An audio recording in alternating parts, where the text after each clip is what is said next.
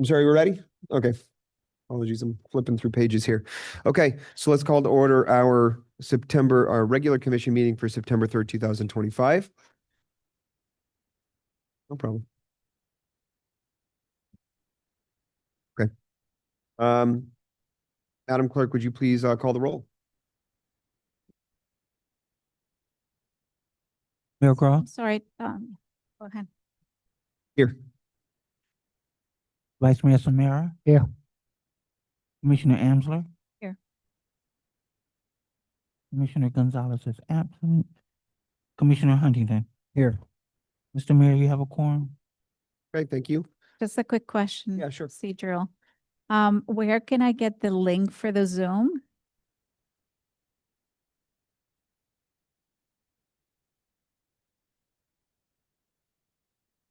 Thank you. Here we go.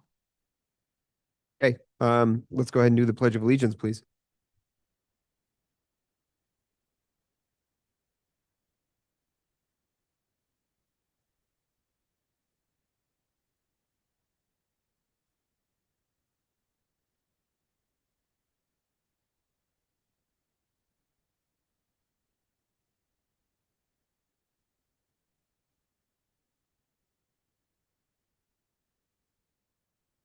Okay, so additions, deletions, and withdrawals from the agenda. Do we have any?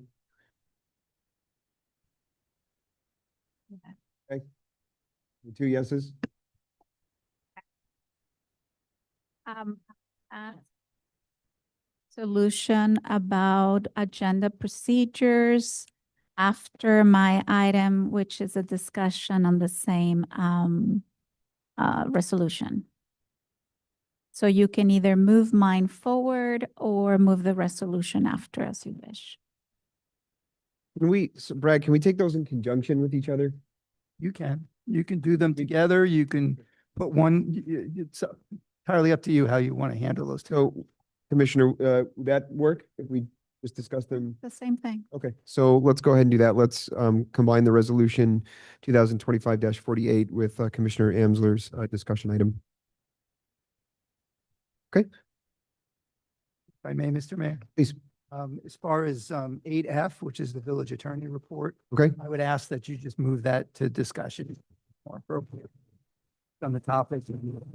Both items are, so it would be easier, more appropriate to be moved.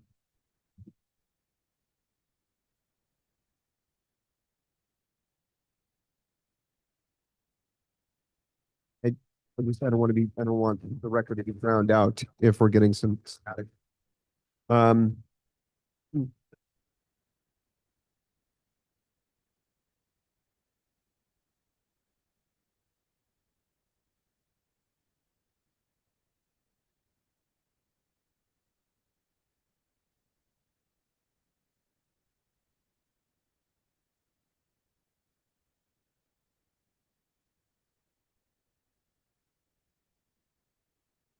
Okay.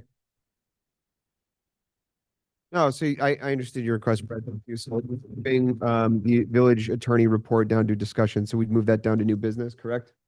Yeah.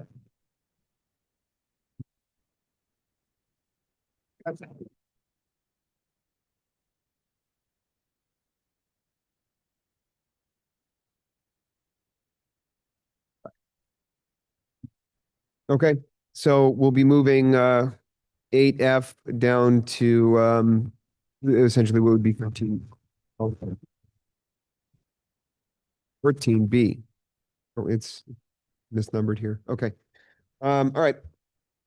Any other changes? No? All right. Do we have a motion, a second to approve the agenda as amended? Make a motion to approve the agenda as it is. Second. All in favor? Aye. Aye. Okay. All right. So start with our presentations. Mr. Mayor, it appears that the presentations, the people that were going to make the presentations aren't here. I'm sure it had to do with the weather, but I had confirmed with me last week, so I don't know what happened. So that's for both Durham and for the Waste Connections? Yes, that's correct. Okay, well, Mr. Manager, if you wouldn't mind, reaching out to them and, ask if we could maybe put them on. I know we have already a couple set for October, Yes. so I don't want to, I don't want to make too much, too large of an agenda there, but maybe if applicable, we could fit at least one of them. Sure. Okay, thank you. All right, so at this time, let's go ahead and, move to, public comment. We'll start with, public comments here in the log cabin, and then we'll move on to Zoom, if any. And just a reminder to all our public commenters, please provide your name and address, and public comment is limited to 3 minutes. We'll go ahead and get started. Give it looks like it's on. I see the red light.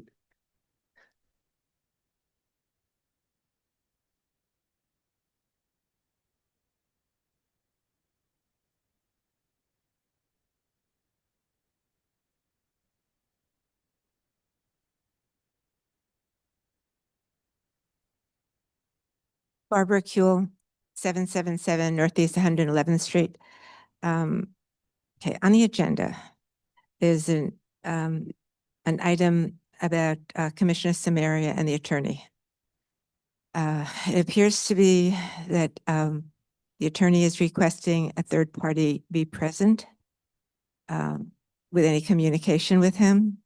And I don't understand why that is. And to me, it seems like it's very intrusive. You know, at the last meeting, there was all the issues about Commissioner Samaria and the manager with hostility, difference of opinions. Commissioner Amsler said she was also experiencing things like that. Five of the police said they were experiencing things like that. And the mayor said that that wasn't acceptable. Now, even if it's just one person having an issue, I think if it's the manager, the attorney, the clerk, whoever it is, any employee working with any of the commissioners, they need to work it out. And I just feel like we have to move on. I was going to comment on the Australian pines. I don't know what the person from Durham was going to talk about, but I know there's an issue with the trees that are remaining on 121st Street. And because of the nesting birds, because it's such an unusual condition, this is extenuating circumstances to me. Those trees are not multiplying. We don't have the conditions that they have along the coastline, worrying about sea turtles nesting. And I think we should bring someone in that can assess the trees properly and make recommendations to make sure they're secure. And there are ways of girding trees so that they don't fall over. And I think it's worth it to this community because seeing those birds was pretty amazing. The emails, eliminating emails from the village, I think is the most ridiculous idea that I've ever heard. If anything, over the past 15 years since we've had managers, every time we have meetings, residents are saying they want more communication. So instead of increasing communication, now we're taking the one communication that most of us use and have. I don't do social media. The app is a pain in the neck to me. I can't stand it going off my phone. Half the time it's stuff I couldn't care less about. I want an email. I want to have the agenda attached. I want to see what's happening in this village. And if this administration can't provide that, the very least, send out an email informing residents, then you should be looking for a new administrator. That's like the simplest thing to do. It's 3 minutes already? Look, one last thing, really fast, there's nobody here. The manager mentioned at the budget workshop that I listened to that he was getting a contract ready with Miami Country Day to use the playing field. This is absolutely a community and commission policy decision.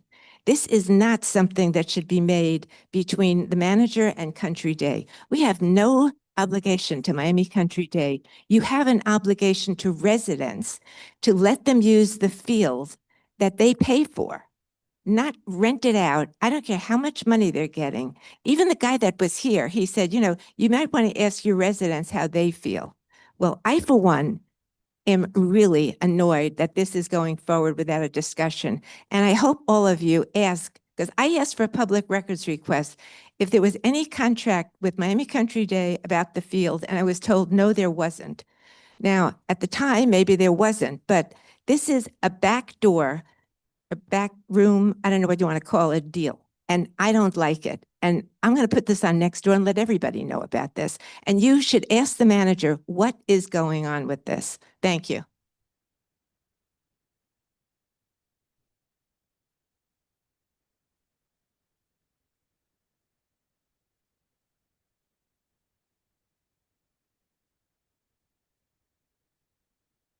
Gary Kuehl, 777 Northeast on 11th Street. And when I talk about the variance, I forgot to state my name and I was sworn in. I don't know what else I can say. Barbara covered A to Z pretty succinctly. I would say that I got to think that complaints about communication has got to be one of the biggest issues, if not the biggest issue in this community. And the idea of eliminating emails is just, it's incredible. I don't know why you want to do it. Like Barbara, I think like most people, we live on emails. That's like a primary form of communication. And it's the last thing in the world I would think you'd want to eliminate. It's bad enough that half the time things don't get posted properly about meetings, about backup, and so on and so forth. It'd be nice to at least, if we don't know what the meeting is, that we know there's going to be a meeting. Thank you.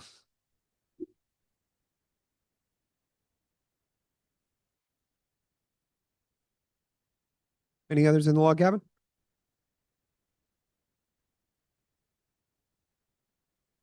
One's going twice? Okay, all right.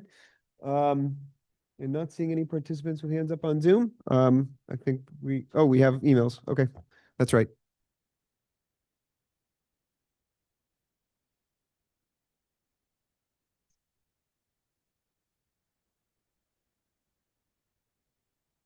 It's from Melanie Oliva.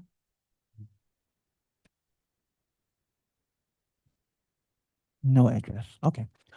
Dear Commissioners and Mayor, we've lived here for 10 years and have been very happy here. Besides the preposterous cat ordinance in 2023 and the continuous car accidents on 6th Avenue, we have not had anything to complain about until the choices made by the current administration, whose majority is not representing the residents. Regarding the resolution on tonight's agenda, eliminating methods of communication outside of the app will only further disenfranchise residents, which you know. This move is against classiest, and which you also know. Regarding the reasons I'm assuming Durham is here tonight, after speaking with Mike Rojas at the county and receiving the 311 report, which was given as the reason for the Australian pine being cut down on Griffin in May, I found out the wrong tree was cut down. The dangling limb that was reported in the correct tree is still there. No arborist report was done. No travel log completed, and no date for an arborist visit was provided after numerous requests. If no arborist inspection was done, no wildlife inspection was done. There are native birds currently roosting in these trees who are protected by the Federal Migratory Bird Act. Regarding the 8 Australian pines left on 121st Street, I understand Australian pines have invasive qualities in coastal areas, yet we have not witnessed sprouts from their seed pods in their history here.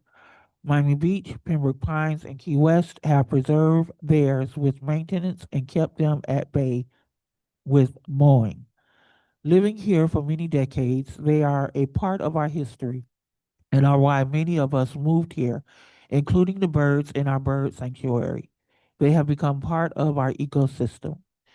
We've altered our former pine rockland environment and having purely native fauna in Miami is no longer a reality.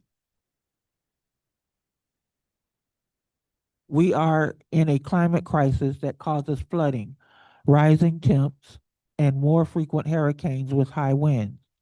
We must look at their function in our Biscayne Park ecosystem today, and in the next 20 years, up to 60% of Miami is expected to be underwater by 2050. These mature trees can absorb up to 150 to 300 gallons of water a day and have provided windbreak for almost 100 years. They provide property value, cooling up to 20 degrees, and habitat for a yellow-crowned night heron, rockery, and other wildlife. We must shift our thinking to preservation of mature trees and holistic approaches to conservation. New trees will take 40 to 50 years to reach maturity and provide the same benefits. These are at least 6 healthy trees, if not at all 8, on 121st Street that can be preserved with maintenance. Thank you, Melanie Oliva.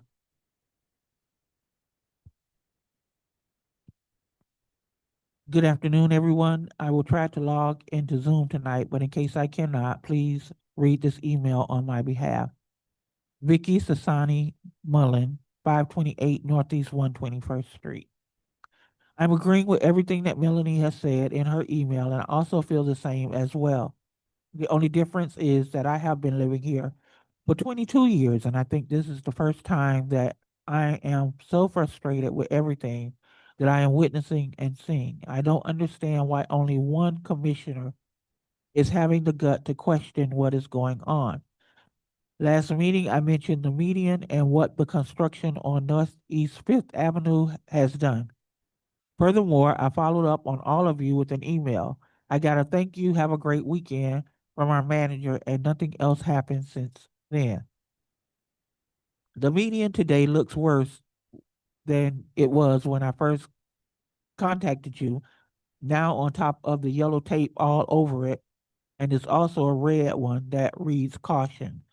Mr. Huntington, I hear you many times use the word liability in these past months, wondering what caution tape means to you. I am guessing not much if you haven't been on top of this issue. How much longer we need to wait and how many more emails I need to write for this administration to do something about it. Please let me know if the idea to keep it to Halloween so we can save money and decoration. I can just add some spider webs so all we get more tangled. And yes, I'm being sarcastic. I prefer to be sarcastic and not and arrogant like our manager who claimed to his last report that he removed the trees with no harm to our wildlife. You know that many of us witnessed several herons' nests to be destroyed and birds misplaced of their homes. The media even was involved. Do you remember when Biscayne Park was called the Oasis? If I recall right, I think started by Mac, our former commissioner. Well, between what has been done to our trees, the horrendous constructions that have been allowed all over the village, our mailman being staffed by a road rage guy, that ridiculous cat ordinance created by the same former commissioner, the people moving here that think it's okay to poison our pets, the people driving like we are in racetrack, I believe calling this place an oasis is a joke, one that I am not laughing about, and you shouldn't neither. Maria Victoria Sassani Mullen, Vicky. That's it. Okay. Thank you, Madam Clerk. All right, so having concluded public comment, are there any commission replies to our public comments? Yes. I agree. Well, first off, I'm kind of disappointed. It looks like we're going backwards as far as residents not participating here. I think communication, and I agree with Mrs. Q, that communication is very important. I used to remember when we used to collect emails and they would put on an email blast, and I used it as a commissioner.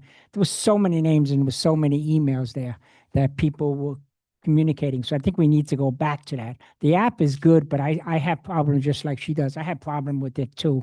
And so I think we need to really figure out, and I think commissioners here have brought up about communication is very important. And I think we're going backwards again. The emails, there's no reason for us not to be having emails.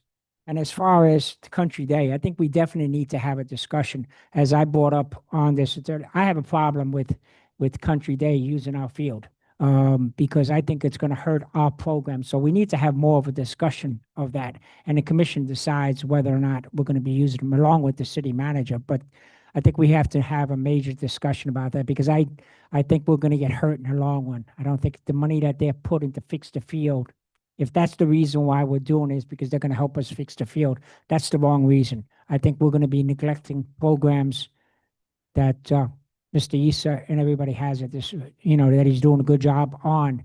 I think it's just going to hurt having Country Day here, and it's going to be tough. The field is only big enough to hold so many, and there's only a certain amount of days in a week to do everything. And I think it's just going to hurt us in the long run. But again, I want to have a discussion about it, and I think that's what this commission should have. Thank you. Commissioner? I have a question about that. So whose item is to push for the contract of Country Day? Where is it coming from? So I had this on my list of reply comments. There is no contract with Country Day. It's a preliminary discussion. But this is coming from you having that discussion? Where did this originate? That's I'll address it. I had a meeting with Country Day over maybe a year and a half ago now, and it came up during conversation. They asked what can they do to help the village, what can the village ask of them, and the conversation turned to the field, and their request was for rental space. I had already had I knew that might be a question they might ask, so I'd already had the conversation with Issa that it was something we could not provide without them asking us for supplying something for us as far as field renovations. So that's where the conversation came into, could they possibly renovate the field? And I said I would never support anything like this unless it would gain us area of the field and talking about the softball field. It's not utilized right now. There is no softball program, and it would get rid of that softball field, adding green space to our field. And I said I would never support it unless our programs were completely protected. That was the origin of the conversation. We had a couple more conversations about it. We brought it up at strategic planning. I remember we all four commissioners here talked about it. We talked about the proposal. Issa gave us a update on it, on where they were with the talks. That's the last time we ever talked about it. I know I've checked in with Issa a couple times as far as where they're at with it, where they're at with their early level conversations of getting quotes, and just to see if it's something that it's possible for the village and the school to bring up as a discussion. There's been no contract. There's been no agreements. It's just a early level discussion of something that could possibly happen. It was a public-private partnership that could be of mutual benefit. Again, never wanting to take away from our programs, only provide extra space that would be the village's every other second that the Country Day is not there. We talked about things like parking, saying there's no way we could accommodate parking. They said they could take care of busing in from the school back and forth. There was lots of things we discussed that could be potential problems, and the school was very willing to work with us. And I was always very, I would never support this unless we put in writing that we would not lose 1 inch of green space that's currently there for our current programs. If that's the case, even if we lose 1 square foot, I'm out. But if we provide new green space that's renovated, that can be used for them, and then that's only 2 hours a day, and the rest of the time is used for us, I think to me, it's a great business plan proposition. So it's a discussion item, because you're just stating your opinion on the matter. I think we all should have the opportunity to do the same with that context I gave. I asked this because it's listed as one of the goals for the manager for next year. So if it's listed as a goal, it's sort of a go-get item. And so I wasn't at the so-called commission workshop that you're talking about. I don't remember this being a discussion at all. It was the day that you missed on Saturday. There was 4 commissioners there. Issa gave a good presentation on the project. All 4 commissioners gave unanimous consent to continue the talks. And that's where it's coming. That's why it's on the manager's goals, Yeah. because there was consent by 4 commissioners to continue the conversation. Think my issue, and I think, are you done with your point? I don't want to interrupt. Okay. Just answering to your point, Barbara. So for me, I don't know anything about this because I wasn't present on that second day. Let me talk about the workshop itself. There was no notice. There was no agenda. There is no video. There are no minutes. So I totally understand that you all agree to stuff, but that is a complete sort of in the darkness conversation. Reason that we have my item of notice has to do with procedures. And that is a very important procedure to have on a very important kickoff of a budget meeting like we did. So I think these questions arise because of that. And I would invite you to put that as a discussion item before we even consider it as a goal. So that we can see if the majority do feel like that's needed to move forward instead of using staff time on something maybe we don't all agree. It might be to your point that, oh, you guys discussed something. Again, I would like to be part of that. But I don't recall seeing any minutes of that. I mean, I searched for that because I wasn't present. And I didn't see the video. I didn't see the agenda per se. It's a big issue for me. So again, I would invite you to bring it as a discussion item and then we can talk about it. And so, yeah, and for the rest, I'll just address during my commissioner's report and then the item related to notice on communication. So I just wanted to briefly talk about the DERM presentation because I know a few folks asked about what DERM was here for. My understanding in the emails with the director of the Urban Forest Division of DERM, and I think I got that right. He was coming up here to talk about all the issues that we've been having with Australian pines and their life cycle here, for lack of a better phrase of saying it, their life cycle here, the existence of wildlife in it, the replacement and use of native trees, and then also to my recollection, I think James was his name, was he talked about bringing up a donation of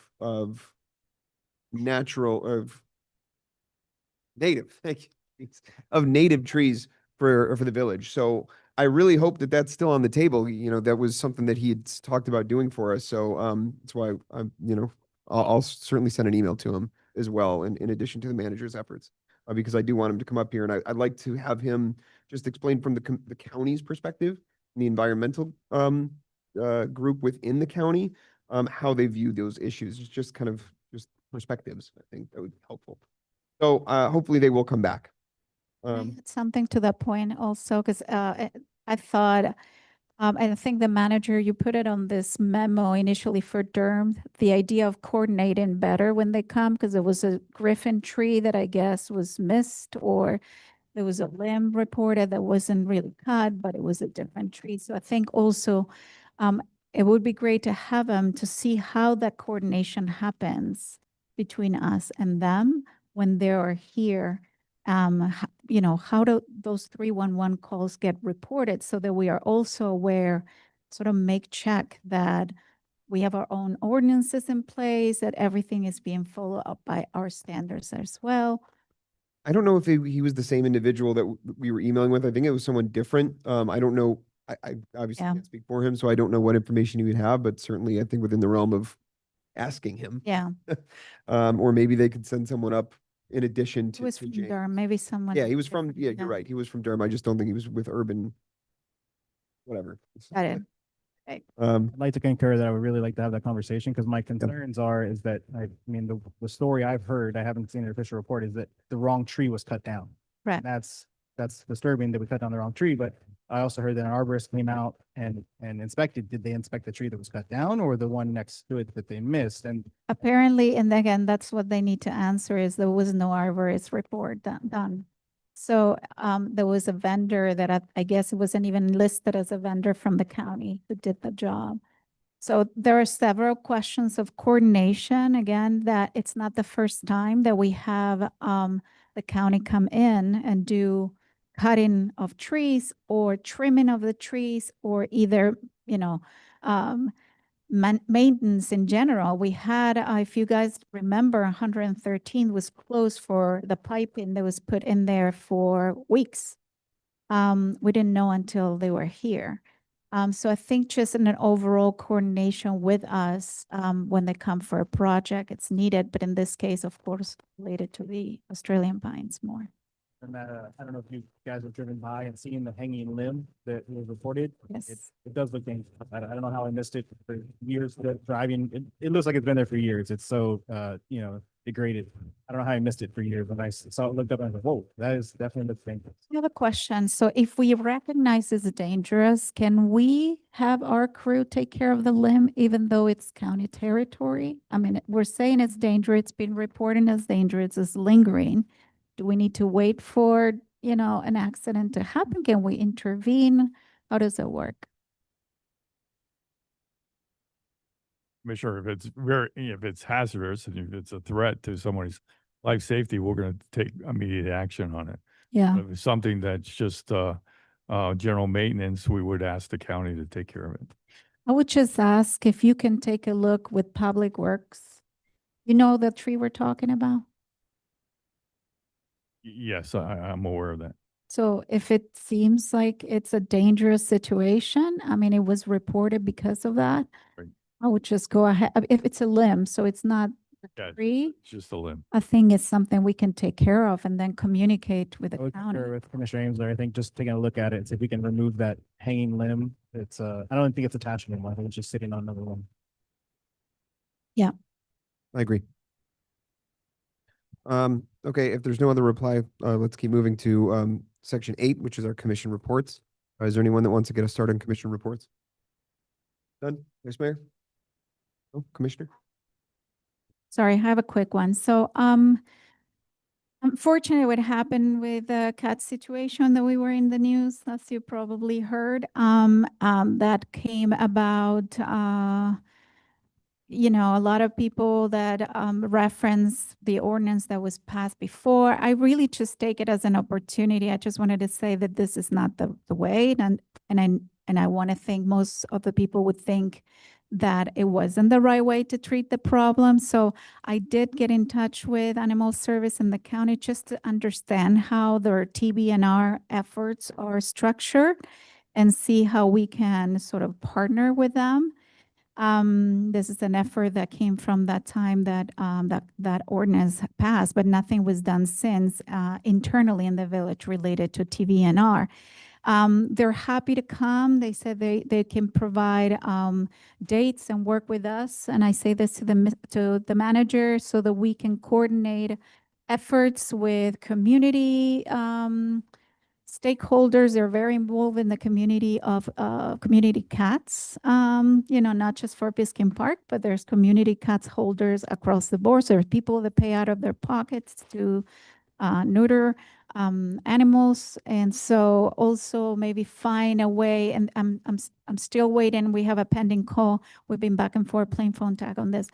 Maybe there is a vet specifically that coordinate for specific pricing for neutering options. A lot of people tend to do them themselves, and so they can take him to and get them at a special rate. So things come in that way, and I think that would benefit, again, our efforts in trying to keep the cat community in control without having to see the sad news we recently had to see. So many things to be done.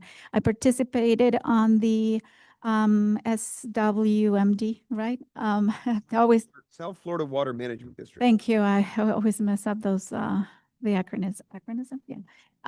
And we'll talk about at the end, but I appreciated being part of the meeting. And yeah, I want to touch, I feel I have to do this. I wasn't going to say this, but I will. Barbara, you talked about working together, and I 100% agree with you. I think that's the spirit. I think we need to. There's been a lot of back and forth and a lot of tension in terms of opposite views. I think opposing views are healthy, if you ask me. They're needed because of reference. We all need to hear each other. That hasn't been specifically the case. I have to say this, it's been twice. You know, I think I sent an email to the entire residents list right before the negotiation of the contract of the manager. And I did get a phone call from the attorney saying that it was raised concerns that I was violating the charter or sunshine by sending the email. So that's definitely not in the spirit that you're talking about. And I think, you know, if you read my email, you can see that spirit is definitely to communicate what's going on, and nothing that was shared was not public already. But because there were some emails from staff involved, you know, that could be seen as an opportunity for violation of a charter, which clearly is, and it's 1,500 emails there. It's a public email list. That wasn't the only time I was, you know, kind of contacted on this regard. It was June 16, I was also called after participating in the Parks and Parkways meeting with the idea that maybe I had violated sunshine. I don't know, but I was given a warning and maybe addressed that I need proper training for it. So I know no such thing ever happened, or at least to my knowledge. So I just want to put those things in context because I think the intentions are there, but it's not necessarily fluent to that extent. And my job is to communicate. I feel that's the job of the commissioner. And so I just felt the need to touch on your point. I don't know if that's changing. Thanks, Commissioner. Wait, If can, sorry, I asked, Mr. Mayor. Commissioner, was there any cost to the village for the TNR? Was that, at no cost to us? No, so at this stage, what they share is that they're happy to come at completely no cost. And I asked this because I was trying to assert some budget during our conversations coming up next week. So the idea was, okay, do we put those $2,000 in an effort to collaborate? And they said, this is the county taking care of it. I mean, they were very graceful about it. I even asked for marketing materials that we can adapt for education, because I think that's the number one thing we need to do. And because a lot of people don't know that we have the resource. A lot of people don't know they can call 311 and get the county to come and help. They won't trap it, but they will help you with the cost. They will pay you back. They have a budget for it. So I think education is needed, and they're happy to do this at zero cost. That's great. It's a no-cost service. I think we should definitely take advantage of it. Yes. Okay, that out-of-control population that could help with that, so. Correct. thanks, Commissioner. So to one of the points you made about the South Florida Water Management District, they do the same thing. I have to like sound it out as I say it. I believe that they're coming in October for a presentation to discuss the pumping station Oh. that's being proposed on the golf course. So they're going to be coming here to speak with residents about it. Because they were just the one that we were at, and I believe Commissioner Gonzalez was at as well, was the one of Miami Shores. So they're still doing the round table or the road show, so to speak, and getting feedback. The October 3rd, but to be done here, was that the intention? Yeah, so these two residents are here just on that very item. So we have invited them to make a presentation, a much smaller presentation than the one that was made at Miami Shores, because that encompassed the entire project and the impact it has on the golf course and the residents of Miami Shores, where we want them just to focus on the impact it will have on the residents of Biscayne Park that live along the canal from the upstream from the dam. So there we focus about a 10-minute presentation and then open it up for questions. And he had just sent me an email yesterday and confirmed that he will be here on October, but I will follow up with him. Good. Thank you. It's a big project, so the more information for our residents, the better, because it's a big project. So very quickly, I know I want to get us moving here. I just wanted to report to the commission some interesting news from the county. So Commissioner Steinberg holds a quarterly District 4 Mayors meeting, which I went to last Thursday, I think. We were there for 2-3 hours. It was well attended, and there are 3 major developments to come out of that meeting. The biggest one is that Commissioner Steinberg had mentioned that she has about $25,000 available for each of her municipalities. Much, I'm sorry? 25,000, no strings attached, no match, nothing like that, just some money for her municipalities within District 4. And she asked, I don't have a timeline on this, but she asked that we identify to her office the top 3 projects that we would propose to spend that money on. So this kind of fits in well with good timing with our budget discussions. So I don't know that we're going to have a full-on discussion about it this evening, and I prefer that it be advance notice. This, I was just providing this as part of the report tonight. So, maybe it's something we can talk about at the first budget hearing, about how to prioritize what 3 projects we could use that 25,000 for. I mean, some of the projects we're talking about doing fit potentially within 25,000. So we might be able to get it done. I mean, not saying that we do it this way, but IT upgrades could be done for $25,000, and that's something that they're paying for and we don't got to worry about. And finally, this stuff gets fixed.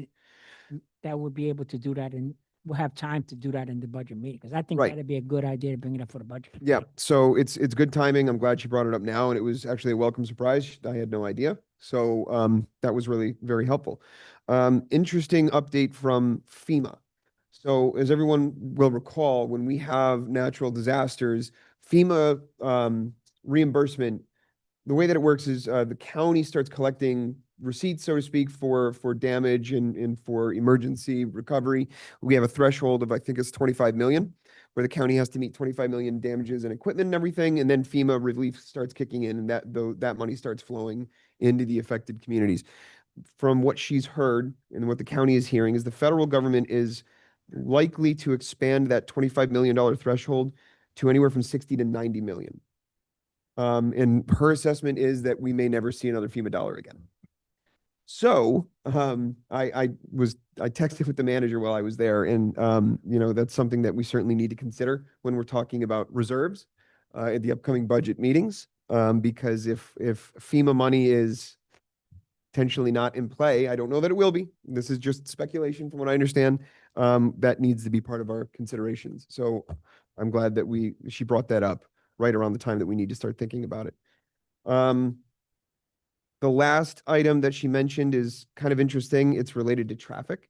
I believe she said she, as the District 4 commissioner with the county, is advancing potential legislation to allow municipalities such as ours, smaller, residential-based municipalities, to lower the speed limits Mhm.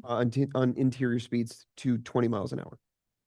Because if we remember, we were told that that's never going to happen. We're not going to be able to do it. It's not allowed. They're advancing an initiative to make that change accessible for us.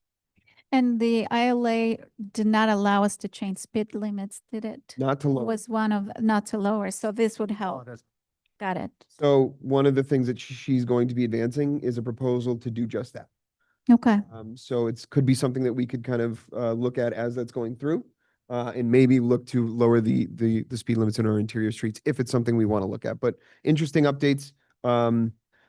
Money, FEMA, lowering speed limits was all really, that's probably the best information I've ever gotten out of one of Is these. that something she's proposing to the county Yeah, commission? from what I understand, yes, that it's gonna Okay. be going to the county. Okay. So good information from Commissioner Steinberg, and it's helpful that she has money available for us. And I appreciate the effort she's done for back to school and free mammograms for the district. Don't go unnoticed. I hope you relate that to her when you see her.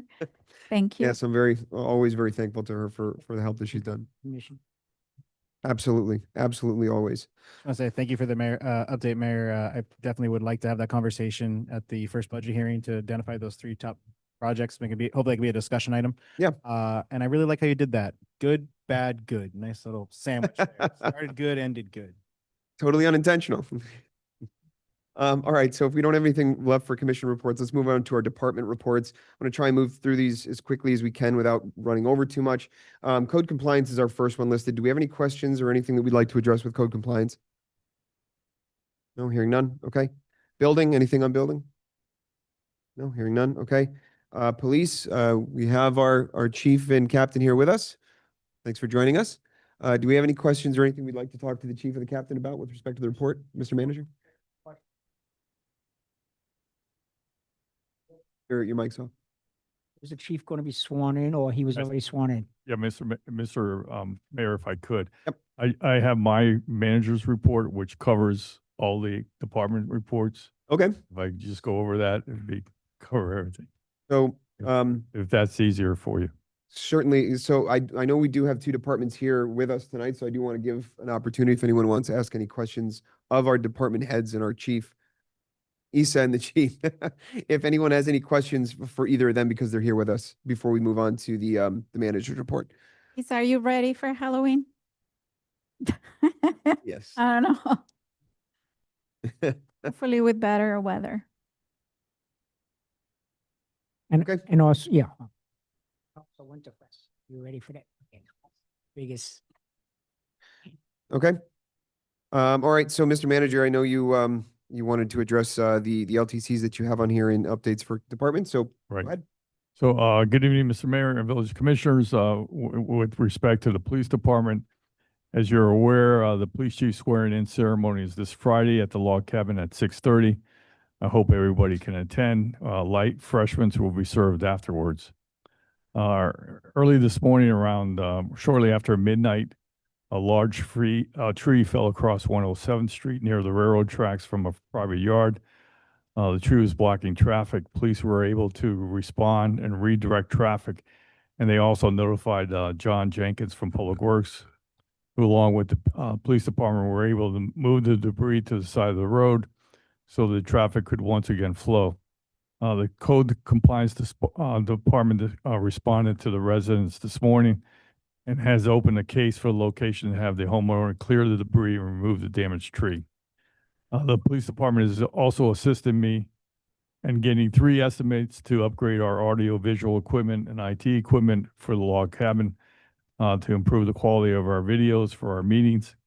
2 quotes have been obtained and we're in the process of receiving the final one to bring that forward to the October meeting.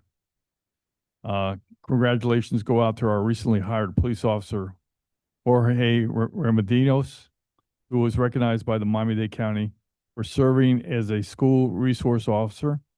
He took action saving a student's life. A student had suffered a puncture wound to his leg that caused significant bleeding. Student lost consciousness during the incident. Also, Remedios applied a life-saving tourniquet until Miami-Dade Fire Rescue arrived and airlifted the student to the trauma unit. So we're very proud of this this officer who's still on probation and going through his training. The Public Works Department this afternoon, I forward to you the engineer's report from the Public Works Storage Building. The report indicates that construction of a new roof and bringing the building up to today's code far exceeds the value of the building, and it would be the best to demolish the building to move forward on the design for a much larger building that meets today's code. We'll be bringing forward a demolition contract for your consideration. Public Works is waiting on the estimate for the design and installation of the new gate for the Public Works storage yard that we replace the chain link fence and allow access by key card. This will not only enhance security for the area, but also document when employees are coming and going. Public Works are working to complete the painting of the exterior of the building. The building had not been painted in over 10 years. If you have not gone by lately, the exterior of the facility has taken on a new look to enhance the neighborhood. Also, termite treatment was completed in the last couple of weeks of this building. We'd like to thank Commissioner Huntington for bringing this matter to our attention that prevented the infestation from causing further damage. Code compliance is in the process of identifying all the outstanding liens within the Village of Biscayne Park and separating them from homestead to non-homestead. From the non-homestead properties, we'll be sending them a letter offering them an opportunity to negotiate mitigating the outstanding lien before foreclosure proceedings are initiated, and we'll keep you informed about this progress as it progresses. Code compliance has also identified a number of homes within the village that are currently being declared unsafe. An RFP will be brought forward to establish a pool of contractors the village can utilize to demolish the structures in the most cost-efficient manner. If you review the monthly statute, you'll see that the Code Compliance Department continues to do more with less. With respect to our website, we continue to work on upgrading the website. The department directors are working with our consultant, Maria Camara, and with each department on their website pages to update them and upgrade them. Also, all resolutions are being made current on the website. And finally, Mr. Mayor, if I could, I'd like to call up our Parks and Recreation Director, Isa Tornell, who last week attended the State of Florida Parks and Recreation Conference in Orlando. He was a guest speaker at the conference, and I'd just like him to say a little bit about his presentation at the conference, and we congratulate him on his presentation.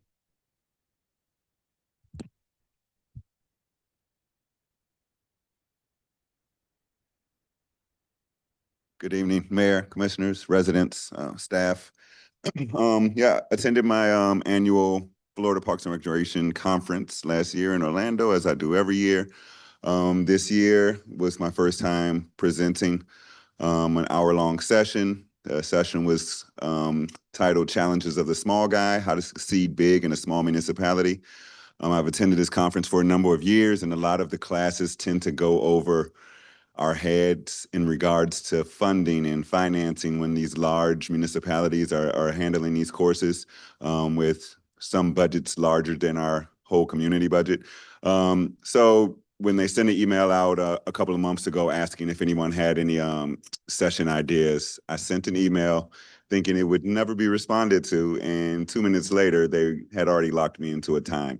So though my time slot was Wednesday afternoon at 4 o'clock, about 2 hours before the social, I still had about 20 participants, all of them from small municipalities.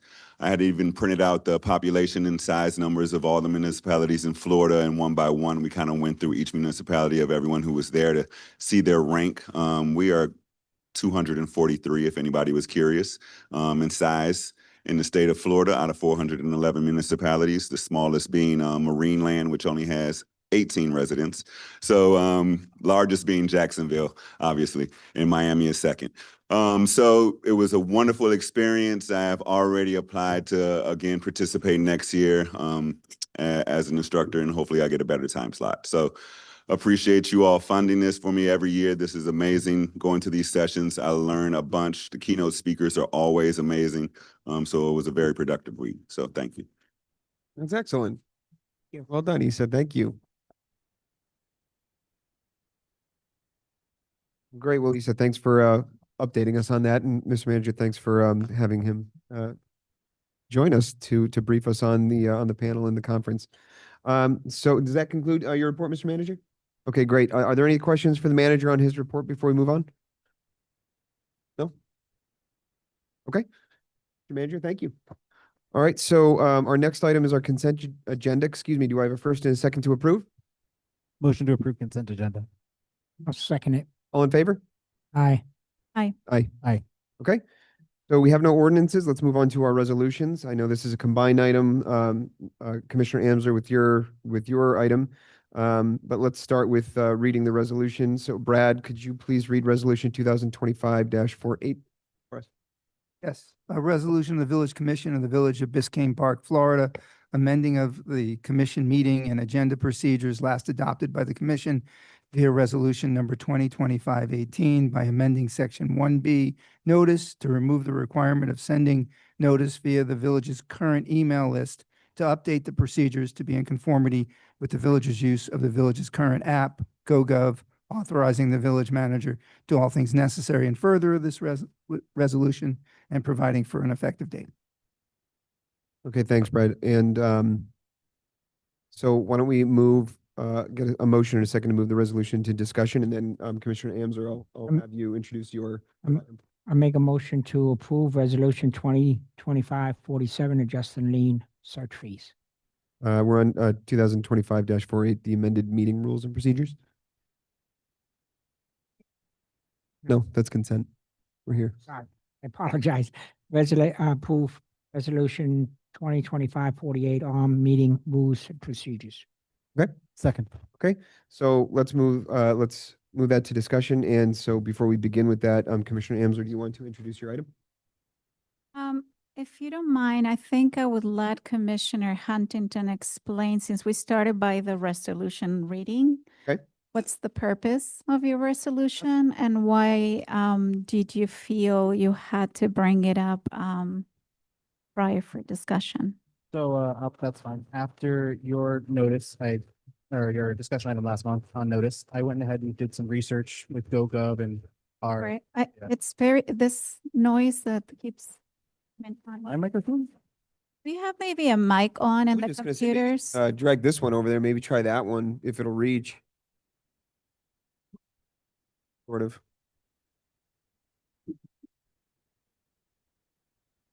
Better? Maybe it is my microphone. Okay, so last month after your discussion item on meeting notice, I went ahead and did a lot of research on GoGov myself and our current practices, our current procedures. And I went back and looked through our old previous emails. And if you go back through your email and look, there's an email that the village sent out on March 6, 2024, Hmm. instructing the residents that, and this was on Constant Contact, our old email service, that we would no longer be using Constant Contact. We'd be moving over to the new Village app, that we'd be shortly receiving another email that day, which I got, and it explains that an app would be the new method of communication. I did not know at the time that GoGov, the app, sends emails. It is part of, I sat with our clerk and I said, show me your process, show me what you do. And she showed me that the GoGov app sends emails. So we're duplicating efforts by the reading of the proclamation, or excuse me, the resolution, to require an email list and GoGov. Both things are done by GoGov. I am in no way saying we should stop sending those emails, and I think that's how this reads, and I would like to amend that to say that we still should be sending emails however the village sees fit with whatever our new process is, however the attorney and the commission wants to word that. I by no way want us to stop sending emails, but how it reads, how residents have sent me emails about, it reads like we have two different entities, and it's not. It's one entity that serves both purposes, which is GoGov. When you make a notification on GoGov, it automatically sends an email to the email list. Part of my research and talking to GoGov, I had two meetings with GoGov, is now I understand where our email list has gone awry, is because they migrated all of our emails in, and something happened on their end where their part of our email list dropped off. And I was on that part of that email list that dropped off. When did you have this conversation with them? Last week. Okay. Yeah. And they assured me that they are identifying the problem. They don't even know what it is on their end that happened, but that there is a problem that they're fixing. They told me that my email with the rest of the group of emails that dropped off. You want to get closer to? Sorry. Yeah. That my email with the rest of the group of emails that dropped off should be back on early this week. And I plan on having a call out to them to ensure that it happened, that my email as well as everyone else's that dropped off are back on. But they said they are going to launch an engineering report to find out why this happened. They do not know, but what they care more about is getting those emails that have dropped off the list back on. That makes sense to me why residents are saying they're not getting emails, and the clerk says she's sending them. Right. But in doing all this investigation, trying to figure out what's going on, I figured out that we're duplicating, it reads like we're duplicating efforts, and I would just like to clean that up. Yeah. Make it more clear for our residents that we're not getting rid of emails, but the email list that Mario started years ago is not what we use anymore. We don't use Constant Contact anymore. We use GoGov. Got it. That's where the resolution came from. I felt like we've discussed it enough, and we're going to continue the conversation, that I felt like it's urgent enough that we should move forward with a resolution and amend it as we see fit tonight to Mhm. clear that up. Again, by no means do I want to remove email. I think the village should continue that forever. But if you read the resolution that was passed, we were already not abiding by it because we had already moved to the app 2 months before we passed this resolution. So I guess my first question of that would be, why are you finding this out and not staff? Because we've had this issue for months now. So at what point, because I've had meetings with both of you for an hour and a half, you name it, we've talked about it several times, that you are able to find this out last week with the vendor, and that I have still to get feedback as to where, I mean, the basic just public record request that I did regarding the notice of different meetings that not being complied. So that would be my first question. Why is it through Commissioner Huntington that I'm finding out that there is an engineering report now being done by the vendor to understand that we don't have an email list? Commissioner, I can address that. So, I was on those meetings last week with Commissioner Huntington. So, that was probably the 10th meeting I had with GoGov between yourself, staff, Commissioner Huntington, the village clerk, to try to find out a solution to all this. And I think one of the things, Commissioner Huntington didn't address is that why he's not getting the emails and why I'm getting the emails. I'm getting the emails because I signed up after a different date. And anybody who had signed up prior to that date, there was a glitch in the system that they're just recognizing themselves because of all the questions we keep asking them that they're now trying to fix. And that's where Commissioner Huntington had addressed his personal issues, why he wasn't getting the emails. And I showed him, I'm getting the emails. I'm getting the emails because I signed up, I guess, after October of 2024, after that date. And the only way we were trying to find out how to fix it for him, and they said the only way to fix it would for him to not to go back out and sign up again, would he would have to sign up under another email and use another email and a list name, a domain, and establish a whole new email, and then he would a whole new email name, and then he would start getting the emails from GoGov.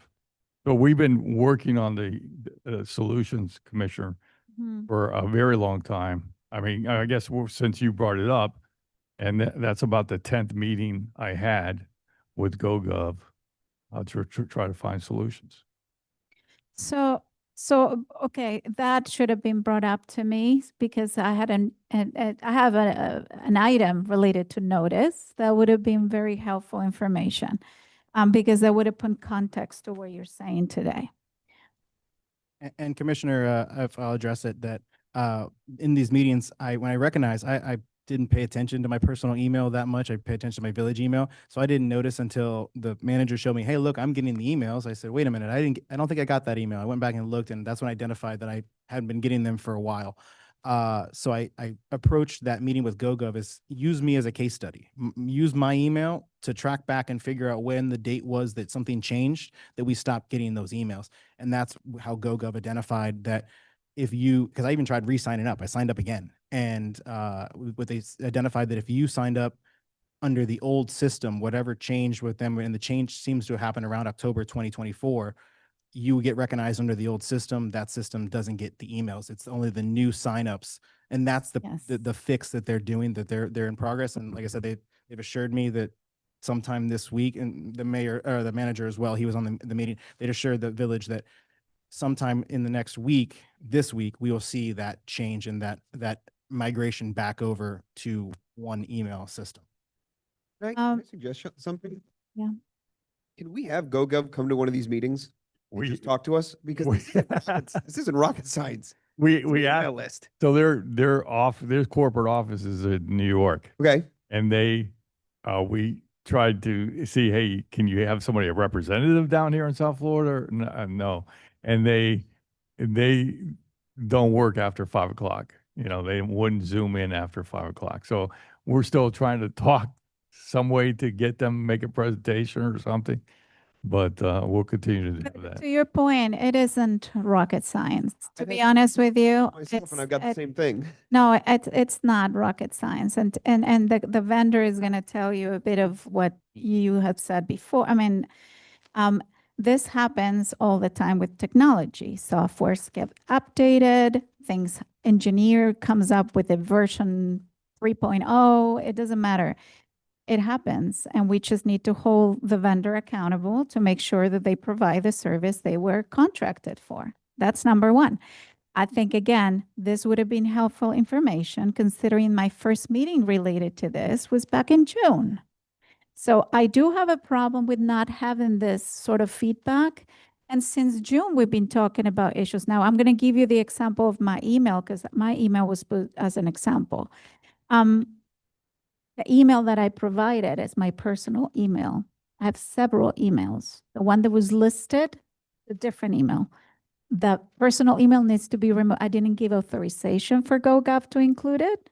I know you give it to them and they put me in the list. I don't need that. I have another email where I get that, so that needs to be removed.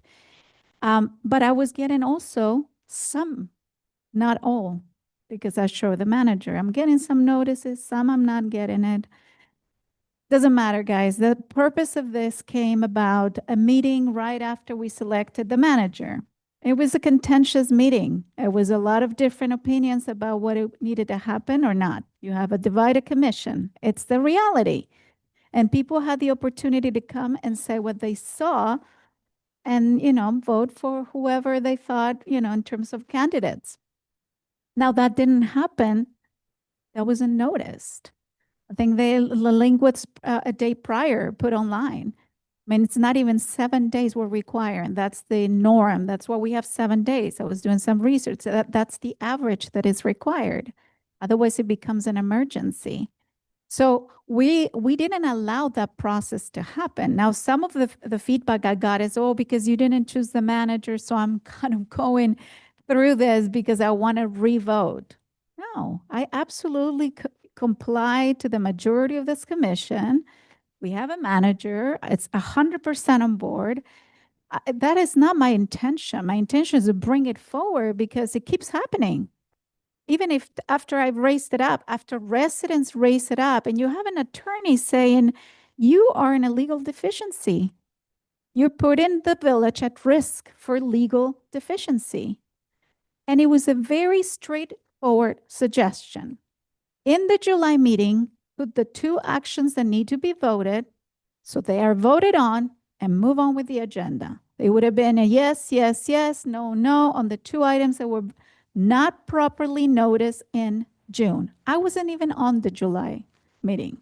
So to the point of me now, choosing the manager, no, I wasn't going to even be there to vote. But I just wanted to comply by the process that we all approved last year. That hasn't been happening, still is not happening. And again, I find it hypocrite at its best to have this and then come to me with potential sunshine violations on an email I send residents or chart of, all this wondering I have to do back and forth with the attorney hours, trying to figure that when our stuff is not being followed. So can we make staff to comply with our own rules? Or maybe even sunshine through the workshop that didn't happen. I don't know. So that's my first thing. So the frustration comes as I'm the one bringing this up, and I know it's not fun stuff. I would love to be a good news, but it could have been solved in July. So that's number 1. It was chosen not to. So my question to the manager is, why haven't we? Mr. Manager, you're on your cell phone. And I'm asking you a question. So I was looking at the app, Commissioner, to see, looking back to see what the notification. So, What's your answer? well, Commissioner, I take direction from the commission. No, my question to you was, why wasn't it placed? Is there recommendation from the attorneys to place the items in July? Why was the decision to not do that? I want, you put the item on the commission for discussion on June, July, August. I'm going to rephrase. So in July. Let me answer your question, Commissioner. So you asked why it was on the agenda for discussion. So I was waiting for direction from the commission on what they wanted to do. Okay. So that's why, I was waiting for direction from the commission. It was on the agenda for June, July, and August, and now September. So you had a feedback from the attorney, and he gave you a legal recommendation. And he said, the recommendation is for you to fix this quickly by putting in the July meeting. The choice was not to. That is a legal recommendation. The same legal recommendation you follow by changing notice related to the Zoom meeting, right? There was a legal recommendation that said, if you don't want to have issues with Zoom, then you're going to say that Zoom is optional. It's giving us a courtesy. So my question to you was, how is this not sufficient enough to put the village at risk for legal deficiency when you have an attorney suggesting to fix it? So I don't think I'm going to get an answer to that. That was the whole purpose of putting in my commissioner's report. I saw it was urgent for you guys to see that. If you saw that was an opportunity to move it for discussion and give the manager direction, additional to the already legal advice he had received from our attorney, that was the opportunity to do that. But that comes back to every workshop, every meeting we have had, board, you name it. Since then, I've asked this item to include 2 links that were not included: the resolution for 2024 and the resolution for 2025. They're still not here. So guys, I'm trying to come with an opportunity to bring up issues that are brought up by residents. It's not me. I don't know if it's just me. I don't see your inboxes. Please let me know. Is it just me getting these emails? Because then if it's just me, people don't want to talk to you about this. They're talking to me about it. So I got to bring it up. And so again, not fun stuff I like to do. I don't like to put anybody against the wall, but these things come back for a reason. And it is, I am not getting the emails. You just say you're not. I wasn't either. If it would have been brought up in June, it would have been fixed in July. So when people are coming to the podium saying, I'm not receiving emails, something's going on, somebody, I don't need to be here in July, could have said, what is going on? Can we ask for a report for GovGov? I've had plenty of meetings. GovGov had the first meeting in the village with me. I just happened to find out about GovGov through an email they sent me. And I sent it to Chris and I said, this sounds like, to Mario, even before in 2020, before he left. I said, this looks like a great idea to solve the issue of emailing, sending blasts everywhere. Because it doesn't change our obligation when it comes to notice. It makes it easier for staff. That's all it does, the app. So again, I think it could have been solved before. That was the other point I wanted to bring up. This is coming from residents asking for this to be fixed. I still don't have confirmation. Screenshots provided by the interim manager do not answer the question. Did we clearly document this? The last, in August we're still finding out. I mean, that doesn't comply with public record law. We need to comply with public record law. So if someone comes forward and says, I want the screenshots 7 days before that you're supposed to notice, do we have that? The answer is yes. Digitally, you have everything. Everything, it's audited. Digitally, you can track changes, you name it, everything. So I suggested, renotice and rehold the meeting. That was the recommendation of the attorney. All those meetings that had actions on them, of course, it doesn't have to be the entire meeting, but those that have ordinances and resolutions that were voted on needed to be reheard. And then fix the internal communication and compliance gap. Direct staff to outline concrete steps to ensure full compliance moving forward. That should have been done in July. I mean, I have sent emails saying, are we complying with this? Right? I've said that. And so if the feedback is yes, it's not happening. So as an opportunity to fix that, maybe I'm saying we can include in the clerk's report that we have the confirmations attached. And so that creates a public record. because right now, I don't know what sort of public record we have for those meetings. And then it comes to the point of the resolution itself, which is what we have in front of us. So right now, not right now, let's go back to last year. We talked about this. We said, we're gonna change things. Mac brought it forward. And he said, there's a lot of people complaining that they're not getting notice. There's people complaining they're not getting agendas, because I get all of this. It's not just notice, is the notice, is the agenda, is the Zoom link not working? Again, I don't know if you guys are, please let me know. I'm getting all of this. And so when it comes to this, Max said, let's use every way possible that we have, which are our ways to communicate. And at that time, we had the app, but we were not including it in the resolution. So it was proposed and it passed 5-0. All of us here said, okay, that we're gonna make sure that we go through every way possible and channel possible. I was the only one that said, Chris, are you sure? Because media is my background, okay? That's my professional experience. You are committing to a lot if you're saying you're going to post on every social media.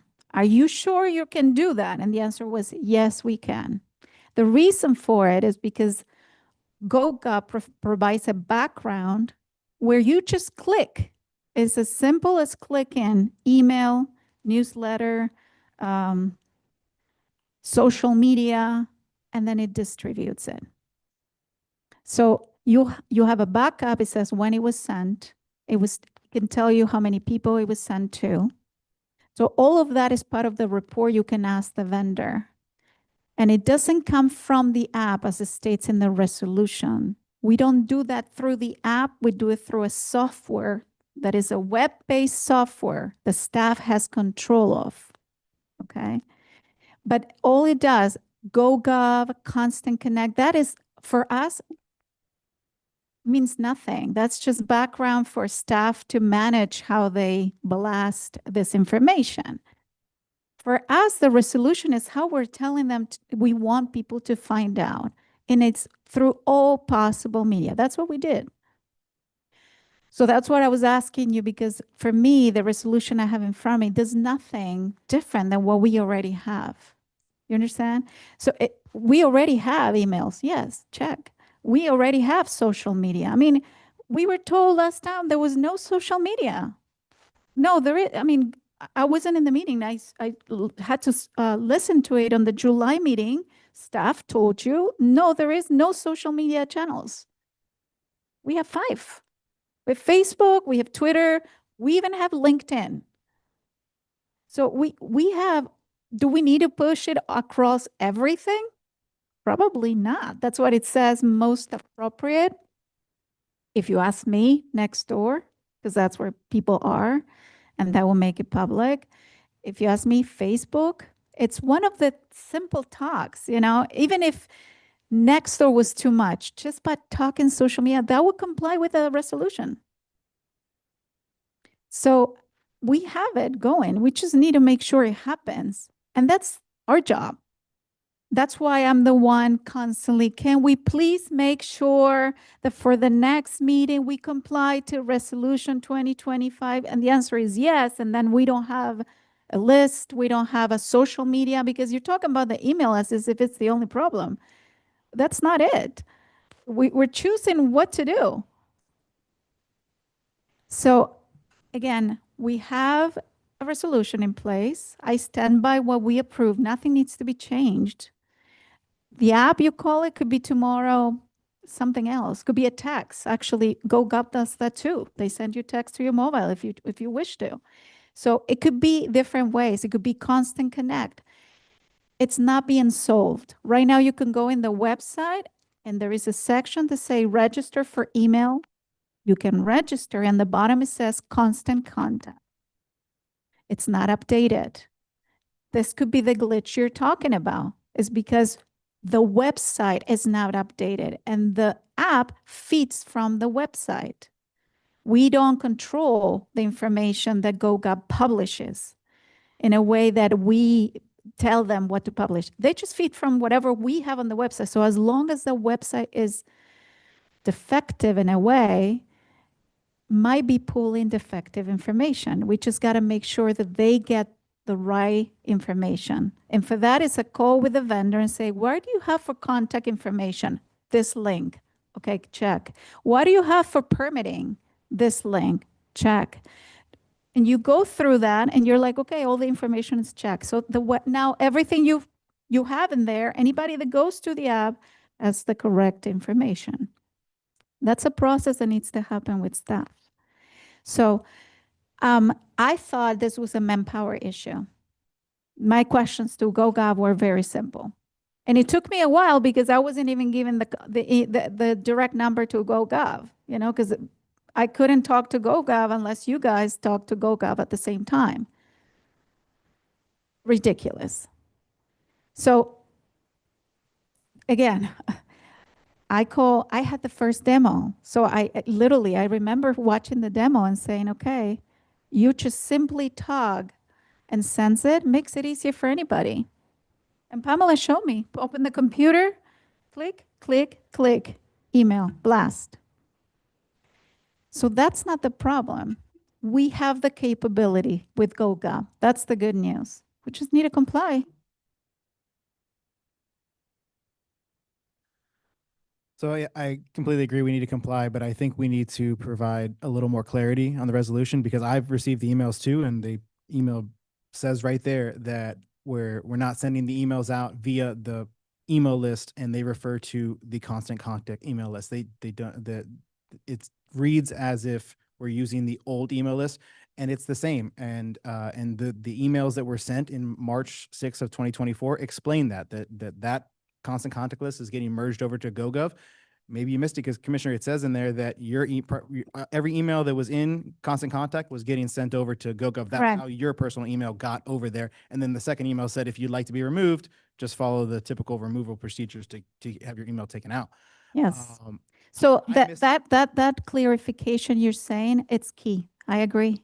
The clarification does not come from a resolution. The clarification comes from staff informing residents and saying, dear residents, starting tomorrow, know that every email we have in record, either it's constant contact, GoGov, Pepito, I don't know, whoever was before, every email list we have, we've merged with the vendor. So it's in record. If your email does not happen to be receiving, any notification, alert us, let us know, and we'll check and make sure we address that. But that's not sent. And on top of that, we're not following a resolution. So it's not in social media. It's in the email. Some people complain about, well, that I didn't see it on Nextdoor. Some stuff is in Nextdoor. We talk about what's happening in the Rex on Nextdoor, but we're not putting notice on Nextdoor. But we're required by resolution. So it's not a choice. That's what I'm trying to say. We can talk all you want, whether we agree to Instagram, Facebook, here, there, or the process. We just need to make this happen. And so I don't think that the feedback I get is not, I'm confused as why is the GoGov versus Constant Connect. No, people say, I just want to get an email. So the clarification comes from, can you check that the engineer team is doing what they need to do? Can you ensure that the mergers are happening on the email list? Can you send me proof, which is my second point, that notices are happening starting next month? We're going to have on clerk's report proof of notice. Here's proof of notice sent. I mean, it's just a screenshot.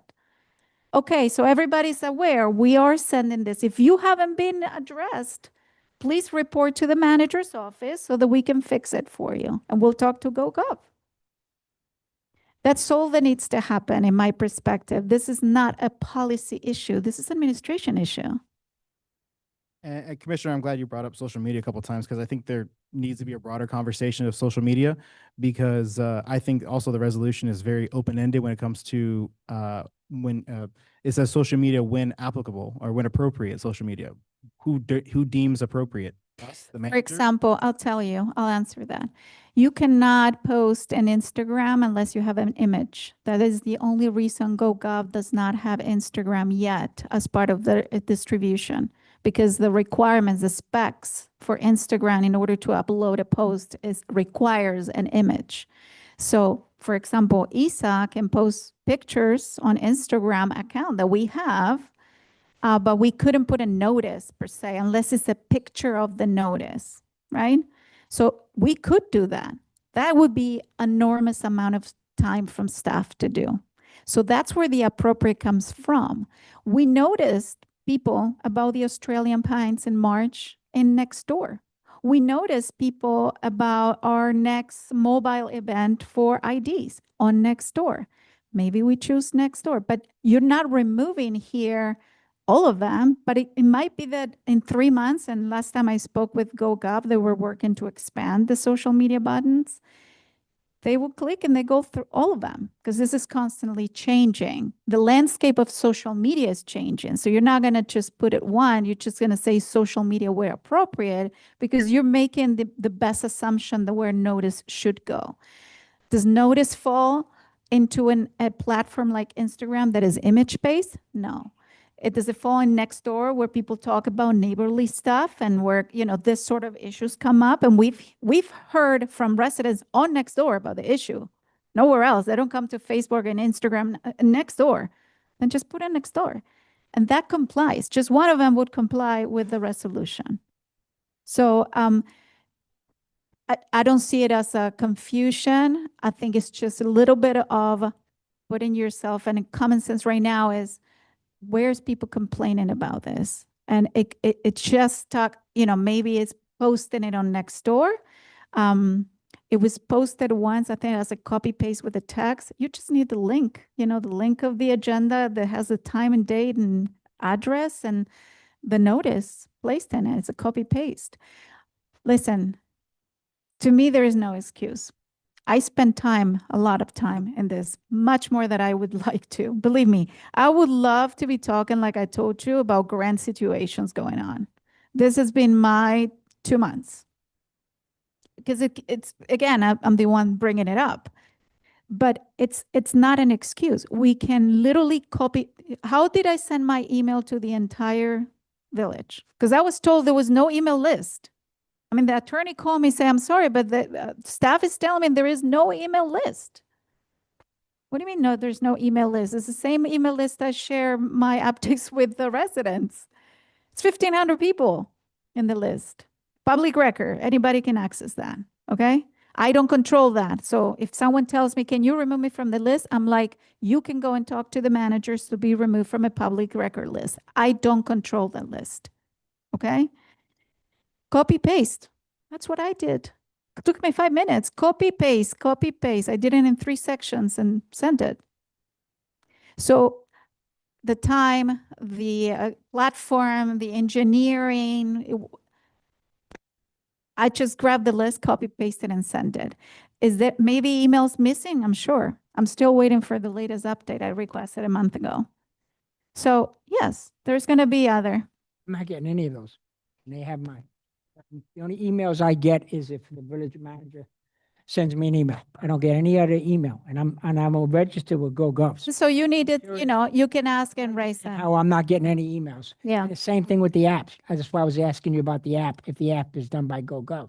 Used to get So that. I think I cover my points, Mayor. I said, sorry, Commissioner Amesler. No, yes. Commissioners, that's a question. If you were signed up prior to October 24, it seems like, Signed up afterwards. Still not getting them. then you should be getting them. Then you should. I'm not. Talk to the clerk. You should be getting them. I see this as a few-pronged solution. I don't want to say solution, maybe that's not the right word, but a moving forward point. I think both points are correct. I think I'll take these just in order of the way that I see them as a threshold issue. One, I do agree that the resolution needs to be changed. I think that it can be something a little bit more broadly stated rather than just and I can be specific with you if you like, but I think broadly stated along the lines of meeting on the website, posted in conspicuous locations at Village Hall, and notice to residents using whatever technology solution the village is using at the time, because we may move from GoGov next year and then we're gonna be doing this all over again. Then, I'm just yeah. to start. No, but if you can just let me intervene on that point. You're talking on I just want to understand where you're reading. Are Mm. you grabbing the latest resolution proposed by Commissioner Huntington? The, Which one are you reading from? Proposing an amendment. to a the- change to the Which one that's in front of us Okay, today let me get it. with the cross out for sent via email to residents on the village current email list and swap to and email on the current village app. So essentially, I understand what you're doing. You're replacing the old methodology with the new methodology that we've been using for some time. Hold on, let me get to that. Sure. Well, Sorry, while I in- just want to follow through. Yeah, of course. No, I'm just, and all I'm saying is that if we do it more broadly, that we say that we're notifying and posting the agenda, however we need to say it, through whatever noticing agent or noticing technology that the village is using at that current time, which So can it- include, That's what it says. right. Well, it says now through the village app. No, prior to this amendment, it says, shall be published at least 7 calendar days prior to such meetings on village website, posted in conspicuous locations or in village hall, posted on all appropriate social media platforms for which the village has an account, in addition to push notification on this is the one you're reading from. Yes. So I'm Hold on, what I'm proposing is reading it from the website. what I'm proposing is just more broadly addressing this to say that whatever technology is used within the app, the noticing agent, whatever we're doing at the time, that it just be utilized. So that would include what you're asking about social media channels, because I think that it certainly would be easy enough that if we are selecting these channels and we're pushing notice to those, that I'm sure you get some sort of confirmation, Madam Clerk, that it's been posted or something. Certainly I don't think would be too difficult to just provide that or let us know as backup that it's been done. But do it in a way that we're not being so specific that if we miss a social media platform, something happens, now all of a sudden we have a problem.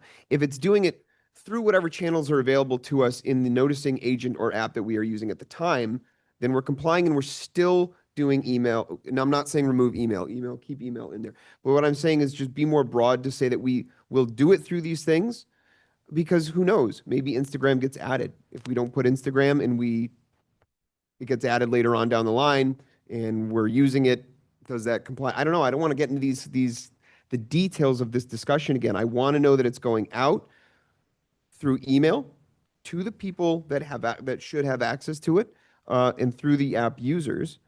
And in conjunction with that, update the website to remove the constant contact, because, and I got to imagine, I don't know this for sure. Sorry, I'll give you a second, Madam Clerk. Just that if we can replace that with a GoGov sign up, where people are signing up directly with that service rather than constant contacts, then we don't have a conflict anymore. Now people aren't expecting, I'm getting emails here, I'm not getting them here.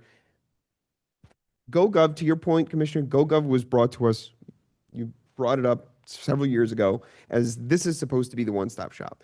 And I know, Barbara, you said it before, every now and then we get a new technology and there's some sort of new solution. Because I think about that a lot. I think about, you mentioned that, it's come up a couple of times. It's just this should work. And that's kind of back to the point of, this isn't rocket scientist. It should work. And let me tell you, it wasn't brought up as a one-stop shop. It was brought up as a solution to press a button and hit send many ways. Right. So instead of, I mean, because it doesn't fix everything. That's what I mean. It's not going to fix everything. You still need people to manage the platform Yes, in the way that answers to the resolution. So yes, you're going to have the simplicity to put it in one message and broadcast it however you want it. Instead of, let me send notice via Nextdoor. Let me send a notice, same one, emails. That's how we did it before. So has been great in that sense because it's been helping with that. I just want to go back to how we read before. Okay. My first questions to you, so I didn't see the resolution for 2024 signed. Is that signed or not? Because the one I have, It was missed, and that's the one, Mr. Mayor, that when you came in the other day, we had you re-sign another copy because there was no signature on that particular resolution. are you signing this resolution? Which Are you one? talking to him or to me? No, To the mayor? yes, he did sign it. When you came in the other day and I said we were working on the project, we found a resolution that didn't have a signature. We couldn't find a signature page, so we had you sign the signature page with the, Right. that's what she's talking. So you signed the resolution for 2024 now? It is signed now, yes. It wasn't signed. Now it was presented to me as this one was either No, one of the signature page was missing. Okay. The, signature page was missing. All right. So do you have the resolution in front of you, how it read, or the attorney maybe might have it, how it read before? That was 2024 you sent me. That's the one? Let me see. Let me get it from your email then.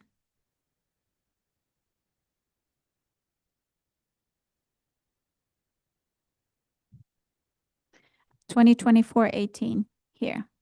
So this one, this is the one that I didn't have signed that I was asking. That's the one you're saying? Okay.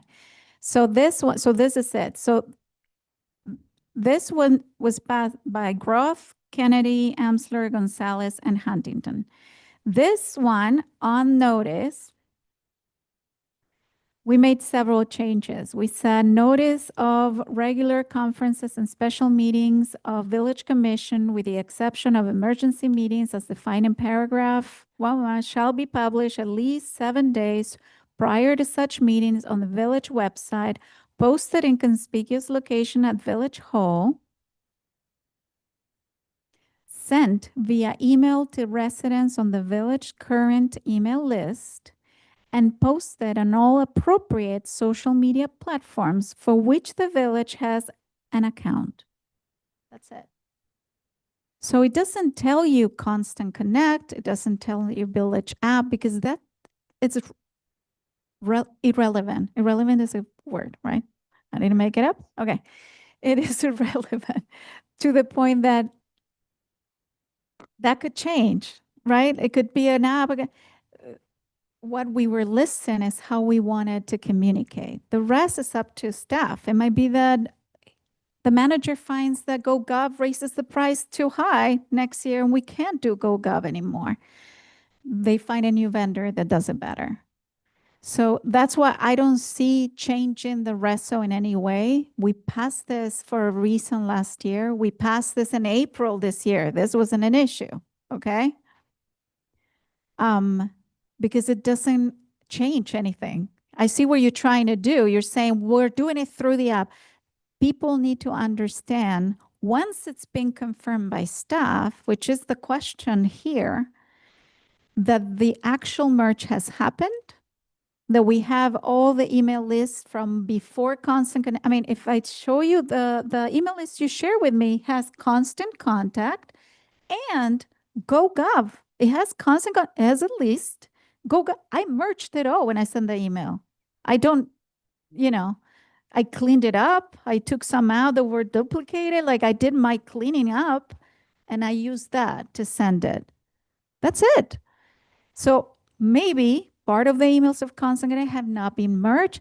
That's for staff to resolve, not for legislation to do it.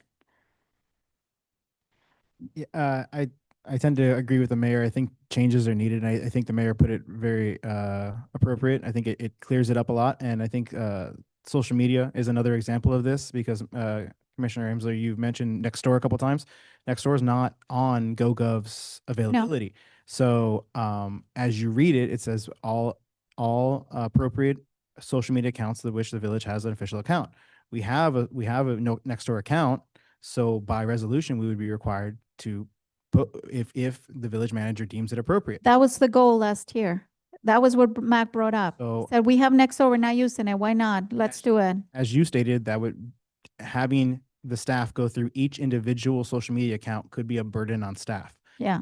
I see this as a great opportunity to still provide notice to residents, provide email, but provide clarity in the resolution so we understand where we're sending these notices out and clean it up, because residents came to me and said, why are we posting on Nextdoor? Well, maybe it's not deemed appropriate. Maybe Instagram's not deemed appropriate.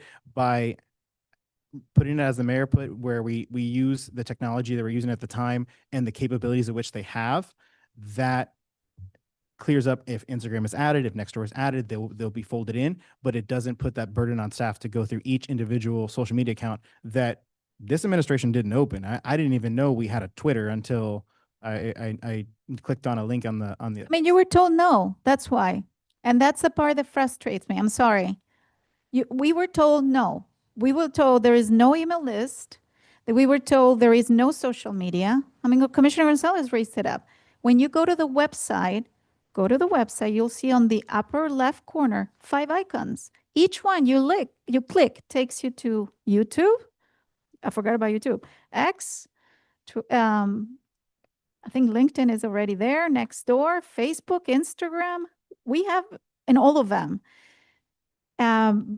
But yeah, I get what you're saying. I leave it up to you. Again, for me, it's just, that's why we put appropriate, because I've raised it up. It didn't say appropriate until I raised up last year and said, are you sure you can do that? And said, well, it should be in the appropriate one.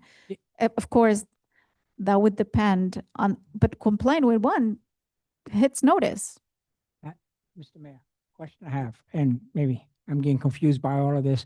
If residents don't use the social media, if residents don't use the social media, how are they getting their emails? I mean. So you get, there are different Because ways, Commissioner, there are different ways. So we had an email. I used to complain about the email blast because there was so many emails. When I ran the first time as a commissioner, I was sending an email blast to everybody on there. And it is the responsibility for the person to take their name off it. But we had so many emails. And a lot of times I've got into trouble with residents who said, you didn't use the BCC, you did the copy, and I learned differently how to do that now. so an email is. We don't have any communications really for residents. I mean, the emails, I don't get it. It just to answer your question. So an email is different than the social media and is different than the website in this case. So right now, GoGov has a technology that email can, that notice, whatever is typed into it, there is a software that the staff can use, can publish it through email, social media, and the app all at once. I'm not, as you said, since I've been a commissioner, present commissioner, used to get stuff from the app. I don't get anything. The only emails that I get is if the city manager sends me an app. And I joke with the city manager. He says he sent me an app. And he I said, can "I help get you with the that. app." And he sent it to me again. But I don't get any emails from the app anymore. He can help you with that, with the registering of the email. Now, the other thing, I don't use social media, so just to That's be on okay. the safe side, I don't go on Nextbook because I used to go on Nextdoor and I would comment on Nextdoor, and it happens to be another commission on it, and I was informed not by this attorney but by somebody else. Oh, you're in sunshine violation. You can't have two commissioners. I can't comment on commissioner you cannot. comments because this. So I stay off social media completely because of So here's the thing. The question I get the most, and I wanted to take that opportunity to clarify, is if I don't have the app, will I not get an email? No, you can still get an email. So you're not required, okay? Not everybody has a phone.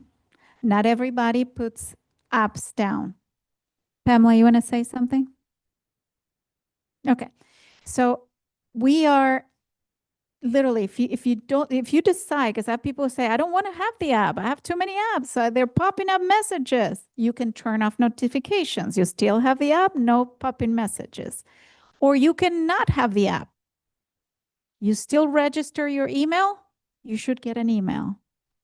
And to provide clarity, Commissioner Amesler, Pamela, if I chose not to have a computer and I just walked into your office and said, could you put me on the email list? You could do that as well, right?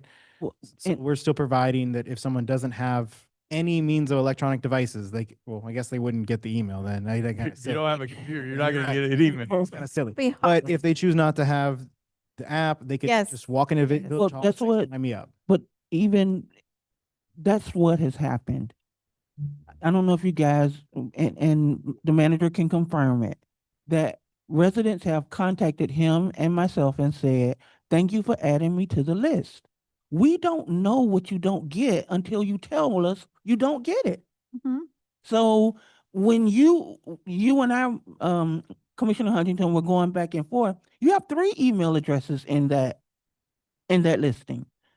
The commissioner was the first person they did the investigation on, but for some reason it came back, she was getting it. They didn't know why she wasn't seeing it, but they were telling us that she was getting it.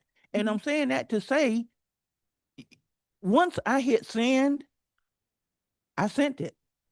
Whether you got it or not is another question. And I don't know you didn't get it until someone calls me and say they didn't get it. And when residents have called and said, hey, what is the problem? I've looked at the list. I've tried to see what they had checked, didn't have checked, and I've added people to that list. And I want to clarify one thing. We've never said there was not an email list.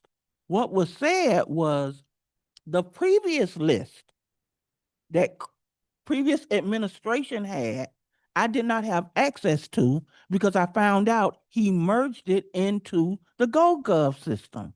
So we've always had a list. It was how I was able to access that list, and I didn't know where it landed. And GoGov told me it landed here because you see Constant Contact and you see GoGov, and they were merged.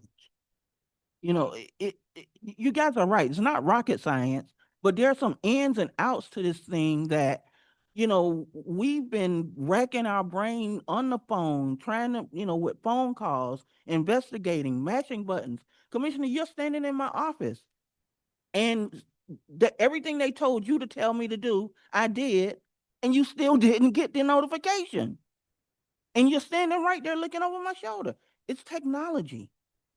So if you That grab is the some good list, Sorry, that is some good context that the clerk just provided. She did show me the process that she does, and then I asked GoGov, what should she be doing, and they said that they provided her training on it, and they said the exact same steps that she did, and so I know that the training worked. She was doing exactly what they said, and so they had some head scratching there that their training was not executing the way they thought it would. And that's part of the investigation. They're going to go back and readdress that. And they did mention that they're coming out with significant upgrades to their app, and they were committed to developing a marketing campaign for us to help explain some of these issues on how to sign up and things like that when the new rollout of the upgrades coming. So there's good things coming there from GoGov. While we're on the point, Al, you said you wanted to say something?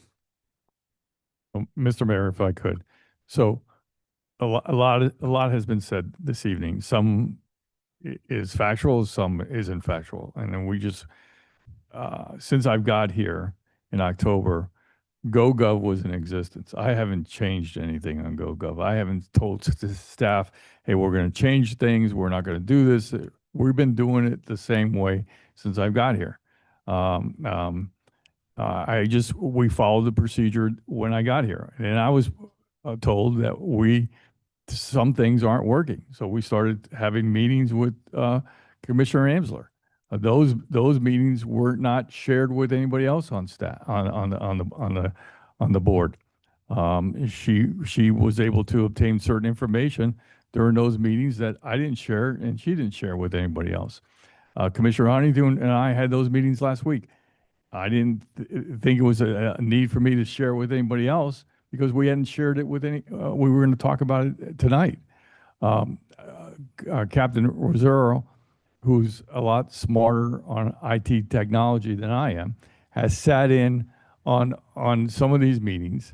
And I guess I would like to bring him up, Mr. Mayor, if I could, just for a few minutes, Okay. to give his insight on how the police department is using GoGov And the meeting, and I asked staff to sit in on these meetings because, I don't have the expertise as some of the other staff members do. And so they can get their insight on how best to use GoGov. So Captain, you've been listening tonight. Can you just give your perspective of what's going on? Absolutely. Good evening, everybody. Good evening. So my experience with GoGov has been a little bit different. If I tell you a little bit about background, in addition to my previous years, the past 20 years, I've been dealing specifically with cybersecurity and overall knowledge of IT work, and I've been always involved. It's something that I enjoy doing.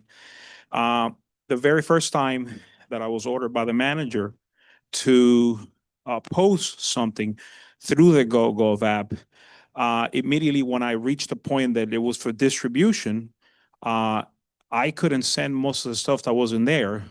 I contacted the GoGov staff, which I spoke to a developer and an IT, and this conversation happened about maybe 30 days ago. And when I attempted to put it on Instagram, they said, "I'm sorry, that is not working." And said, "Can we do it on LinkedIn?" They said, "We're still trying to figure it out." Then I said, "Well, Nextdoor, I'm sorry, we don't work with Nextdoor." So pretty much my experience was they still have a lot to figure out on their end. Not necessarily everything that we put in there is merging. I think their developers are still trying to work things out to where their software can communicate with whichever client softwares they have. And it seems to be a work in progress. There's still a lot that they need to figure out before we can go and trust 100% that whatever information we have on our end is merging into their portal. So I appreciate your perspective, Captain. Mhm. I'm coming back to the same solution. The same solution is that we either get a report and we get something definitive from GoGov that this is going to work the way that we want it to work as we set forth in our resolution. And if it's not going to, we change. No, I'm sorry. I disagree with that. Before we had GoGov, I mean, this is not an operational meeting. This is policy meeting. We're here to talk about policy. Policy was set last year. It needs to be complied. If there is an issue with compliance where there is technical issues for stuff to figure out, maybe GoGov needs to be fired. I meant change the service, not change how we approach it. Okay, so maybe that needs to happen, okay? But it's as simple as copy pasting on emails. Guys, it's not rocket science. We did it before we had an app. So the idea that now we've got to try to figure out because it's not complying with the full amount of stuff that we wish GoGov did, that never promised to do, by the way, it's a step beyond what we need at this point. What we need is to comply. So how did Shantae do it before? GoGov. Copy paste. It was a copy paste of the emails and sent. Linda, please correct me if you know something different that I don't know back in the day. Copy paste back to residents. How did Mac do it before? Because I was in the distribution list, by the way, too. And so copy paste from the public list of emails. He said it. It's not rocket science. So I don't think this conversation needs to go as to what GoGov capabilities are. We're not going to solve that. I mean, that's their problem. It's us. We just want emails, social media, and notice be provided the way it needs to be provided. And we addressed that last year. Never until now has been touched. So the idea that we had the conversation, Mr. Manager, is not enough. I'm sorry, we had it in June. It's September. So you know what I'm saying? It could be fixed in the middle. Meetings beyond the legal advice. There are meetings are being deficient by not complying. Even if I brought it up, copy paste. I told you, call me. That's my background. Again, I told you, I didn't do 20 years on this for nothing. I'm happy to help. If that doesn't happen, you know, I have a cleanup list I can share with you. I don't know. I'm trying to see how we comply with this. But it's a very simple, for me is, and I say simple, I know it's not simple, it's their day to day, I don't want to minimize this.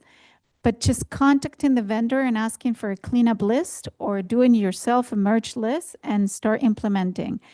Having people put it next door and say, people that are not getting, come to my office, I'll happy be able to add you. Have a list to go, that's operational. Again, we don't get involved in that. That's what they need to solve for us. But as I told the manager, it's his responsibility to come forward with a solution. It's not this. It's not us like talking to GoGov. Now there is an engineer and comment, like, I appreciate it. I try to do the same thing, but it doesn't come from us. I just want the notice to be done how we said. I want procedures to be followed, agendas to be followed, notice to be followed. So we're trying to amend what we said we were going to do because it's not being done. It's not enough for me. I'm just trying to get us to where I think we need to be. I'm just saying by amending the resolution to change our approach to make ourselves compliant. How would you change it? Well, it's a multifaceted answer, I think. And yes, some of it is operational. I agree with you. But some of it is policy. And I think however we can set a policy that best positions our staff for success, then I think we can do that. Go ahead. And I think that it's a broader approach in the language. And the broader approach in the language is not minimizing the channels that we're using, but saying that we utilizes the channels within the technology that we're using at the time. I understand. I think I understand what you're trying to say. Hope you do after all the time I've been Well, speaking. I You didn't interrupt me before. well, I mean, my question at this point is, my recommendation is if we're saying that the technology in the system we're using is not working, then we change that system. I'm not saying we change the policy and we make it fewer or less than what we're doing.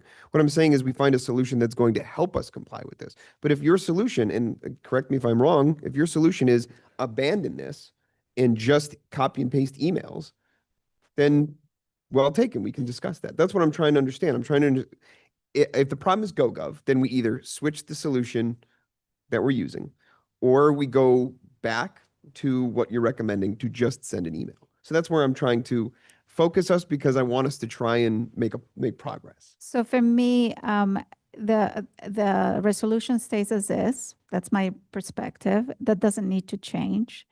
What needs to change is the approach to make sure we comply to it. So if GoGov is having issues, we got to give GoGov a deadline and come up and fix it. Fly if they want the business. If they don't want the business, we need another provider. It's not that, again, we're not going to be begging them to come to a meeting and answer our questions, right? So if the vendor cannot do that, I'm sorry, vendor, let's find someone else. In the meantime, let's go back to basics. That's the motto, right?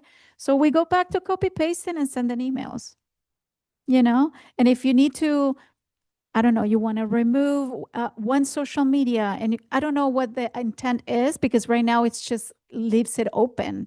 No, I don't think the intent is to remove anything. Again, I'm not saying we Yeah. limit what we're doing. I say you could even just take this as written and say, post it on all appropriate social media platforms for which Village has an account, in addition to push notifications and emails as available on the current noticing agent that the Village is utilizing. That way, whatever we're using at the time, Mhm. being notified on those channels. So we're not limiting ourselves to specific, it has to be this, it has to be this, it has to be this, because those things change. Mhm. So I'm just trying to make it more generally applicable to move with our process.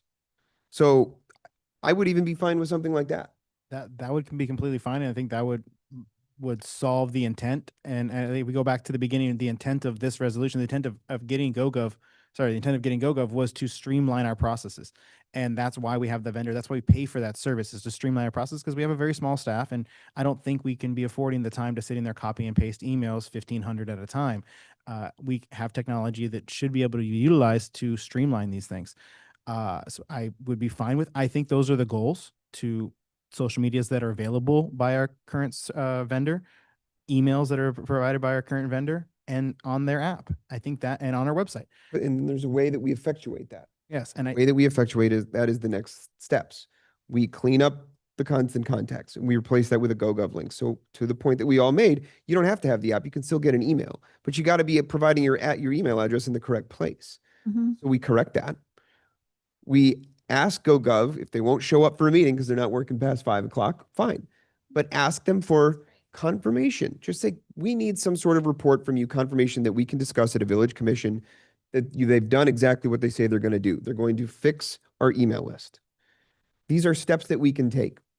These are recommendations. Again, I'm not getting into the operations because that's obviously up to the manager and the staff, but recommendations on how we can approach the resolution, which is the large kind of umbrella of this, and then some recommendations on how we can effectuate those changes in a positive way that we know that these things are being corrected going forward, because I'm not trying to put words in your mouth, Commissioner. The point of this is to fix it. So we won't know if it's fixed unless we get that information from the vendor that we're using. And if we go all the way down that and we funnel this all down to the bottom, we find out, you know what, GoGov's not working the way that we want it to, cut ties. We find somebody else, and in the meantime, we revert back to what can work. But this is a step-by-step process. So yes, we have GoGov. Yes, we spent the money. Yes, we're using it. Let's use it knowing that it's going to work. And if it's not going to work, or they're not providing us with any confirmation that that's available, get rid of it. But we start with the resolution to do all the things that we're still doing, because I don't think we need to cut any of those channels, to do all the things that we're doing, utilizing whatever technology noticing agent we're using at the time, get the fix the website, email, sign up, get the confirmation that GoGov has corrected the email disparities. And when we have those things, we will know that these things are being noticed properly. So is this all going to happen tomorrow? I mean, it would be nice. I don't know that it will. GoGov is going to have to, we are relying on a third party here that we are paying, a third party that has to provide confirmation to us that they're doing what we are paying them to do. And how do you deal with services that aren't doing what you pay them to do? You change them. I don't buy this. I mean, I can't accept that can't accept that GoDaddy says they can't send a representative even through Zoom because they don't work past 5 o'clock. I got a business. You do not show up, you're gone. And GoDaddy needs to have a representative done by Zoom after 5 o'clock. I don't care if they have to pay them overtime. There's no reason why GoDaddy can't. And to me, GoGov. Yeah, that's I'm having problems with them already. GoGov is the same thing. I mean, if GoGov is telling us they don't work past 5 o'clock, then we need to get rid of them. There's no hesitation here. We're having problems here. We need answers. And they need to, having a report done is good, but I want to hear from somebody directly. So, I mean, Gov has to have somebody on Zoom after 5 o'clock showing up. There's no excuse for it. But GoGov has other things that we use them for other than our app. They carry our whole financial system with invoices and payment, and they do part of our permitting stuff also, so. Expanded services beyond the module initially hired for. So we're using them in other facets of the village. Bigger business for them to retain. Right. So we want this to work, but we need the assurances that it will work. And if it won't, then we move on. So we're almost at 9 o'clock, and this is important. It's an important discussion to have because we need clarity moving forward. But I think that that's what I would propose to the commission, to make the change that I've recommended to the resolution, and then to ask that those items that I've listed be implemented so that we can have some sort of reasonable assurances going forward that these things are being emailed, that they are going on the channels that we'd ask them to go to, that are available through whatever noticing agent we have in our What are the things you're asking? What's your next step? The next step would be to amend the resolution, and I can slowly try to remember what I said to you, Brad. I'll do my best. To ask either that GoGov show up for us in a meeting and make an exception. If for whatever reason they patently refuse, I mean, that's something that we can certainly consider going forward if we would choose to use them, that they won't show up to talk to us. In that event, get a report from them, an email from them, some sort of communication from them confirming that they have corrected the email list issues, that everything has been for lack of a better phrase, the half of the list that's been dropped off, that list has been re-added and we have all the numbers, to ask them to provide an email link, like a sign-up link, and we can replace constant contacts with that. So if people show up on this page of the website and say, this is where I get my emails, they're not signing up in a service that isn't going to be filtered through the service we're currently using, because that just, it's a vestige. It makes no sense. And then when we have those things, when I think, Madam Clerk, when we have our agenda posted and these things are corrected, you can certainly tell me if you think it would be too burdensome to provide us with confirmation at the agenda, just a screenshot that it's been sent. Now, again, to your point, you can't confirm that everybody got it. But you confirm that you sent it. The notification, the push notification. Is that push notification confirmation that it went out? Yes. Okay. Right, but I got to be able to get the app. I don't get the app. Right, yeah, it tells you on the app, when the email is sent, it tells you on the app when the notification's been sent out. Tells you Okay. exactly, it tells you the date So we and can time. all independently verify each time we show up. It's out on the app. I got the push notification. It's been noticed. So those are the steps that I would say that we take to correct this issue going forward. And we'll have I don't know, a 30, maybe a 30-day where we look back at this in October and we say, it's working now. Or what's the progress of it? Or what's the status of it? Because it's something that should be able to be corrected fairly easily. Of course, considering that GoGov will confirm these things for us. But I think that's what needs to happen. Right, if I could, Mr. Mayor. So, Yeah. so for tonight's meeting, Hmm? the notification was published on August 21st. Okay. At 6:29 PM. That's on the notification section of the app. Yes, it Okay. is. And then it has all the notifications. And then if you, Is it reasonable, I'm sorry, is it reasonable for us to assume that if we did not get the push notification, that it did not go out? So every time, to Commissioner Amsler's point, if we get here and would say, was this noticed? If we look at it and we say, hey, I don't have the push notification, I guess it wasn't noticed. Okay? right, and then also I get the emails, so, and the emails show me exactly what time the email was sent out. Okay, so this is independently verifiable each time we come to one of these Right. meetings Right, through any one of these. Excuse me, I'm sorry, I'm talking while I'm eating. So I think that those, Commissioner, I don't know if these address all of the concerns that you brought up, but I think that it's a pragmatic approach going forward on how we can try to see a correction in a course correction to this. Let me open the item real quick. No, I mean, it doesn't address all my concerns. I think I spoke a lot more than that, but I think it resolves the staff concern in terms of operations and what they need to do. Okay. Because you're giving them the step-by-step on what would you like to see happen. Oh, I'm That- recommending it for all of our. Yeah. Yeah, and I think it's just GoGov. My issue with notice is that it hasn't been followed. No 7 days have been followed. No across all the mediums. So it has to be posted on social media, has to be posted 7 days before. And this is holding staff accountable. It's not holding the vendor accountable. And I think, I agree with you, but they're But you- certainly part of this process. okay, but I think we need to say that because I'm the only one saying that. I And so I think, to your point, is this addressing? No, my item specifically requested for those screenshots that apparently is very easy and we have access to recognize when they were given and they're not included in the agenda. And so if we want to be honest to people, they're being asking us about, you're not following notice. It's not GoGov's fault. That's what I want to say. It is not talk about fault, but it's not the vendor to bring up now and try to, criticize and see how we talk about threatening to replace. It's for staff to follow through and come with solutions. That's it. So you are a step forward with implementation of what you would like to see happen as a solution. I don't know if that's going to be possible. That's for them to assess. I just want to have 7 days prior, people be aware through email, social media, website, every place that we have to. And if we are required by law to provide public notice, public record that any of this has been done properly, that we haven't. That's it. So to your point, I think this solves part of it. The other part is the commitment that this will be done because, asking on the email, and I'm frustrated about this, as you can tell, and I've been bringing it up way too much that I would like to. As I said, Bradley doesn't want me to speak about this item anymore than we've had to.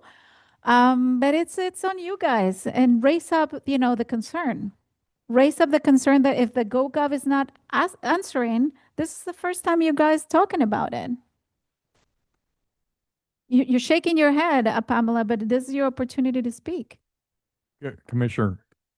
So for tonight's meeting also, Mr. Mayor, I got an email on August 21st at 5:34. I received the email. You're talking about the notice. For tonight's meeting, I got an email on August 21st at 5:34.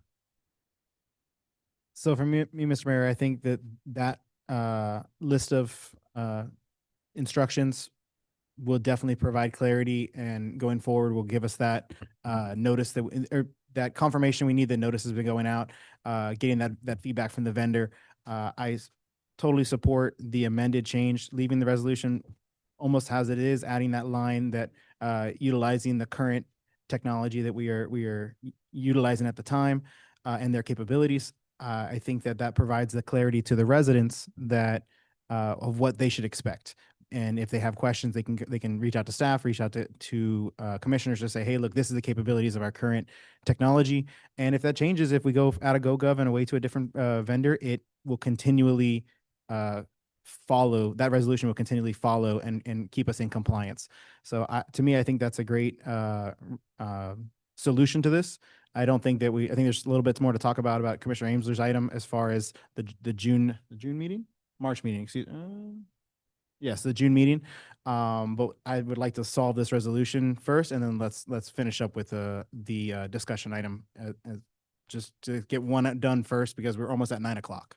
So for me, I think that amended resolution serves the purpose that I'd like to see here, and the instructions, the intention to the manager of providing us that update at the next meeting as where we are with GoGov and getting back into compliance is also a great suggestion.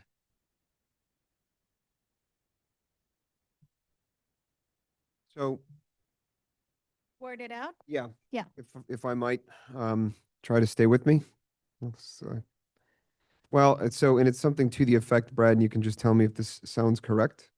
And this is following, I'm just going to read this whole portion just so I don't miss anything. Notice of all regular, none of this is changing.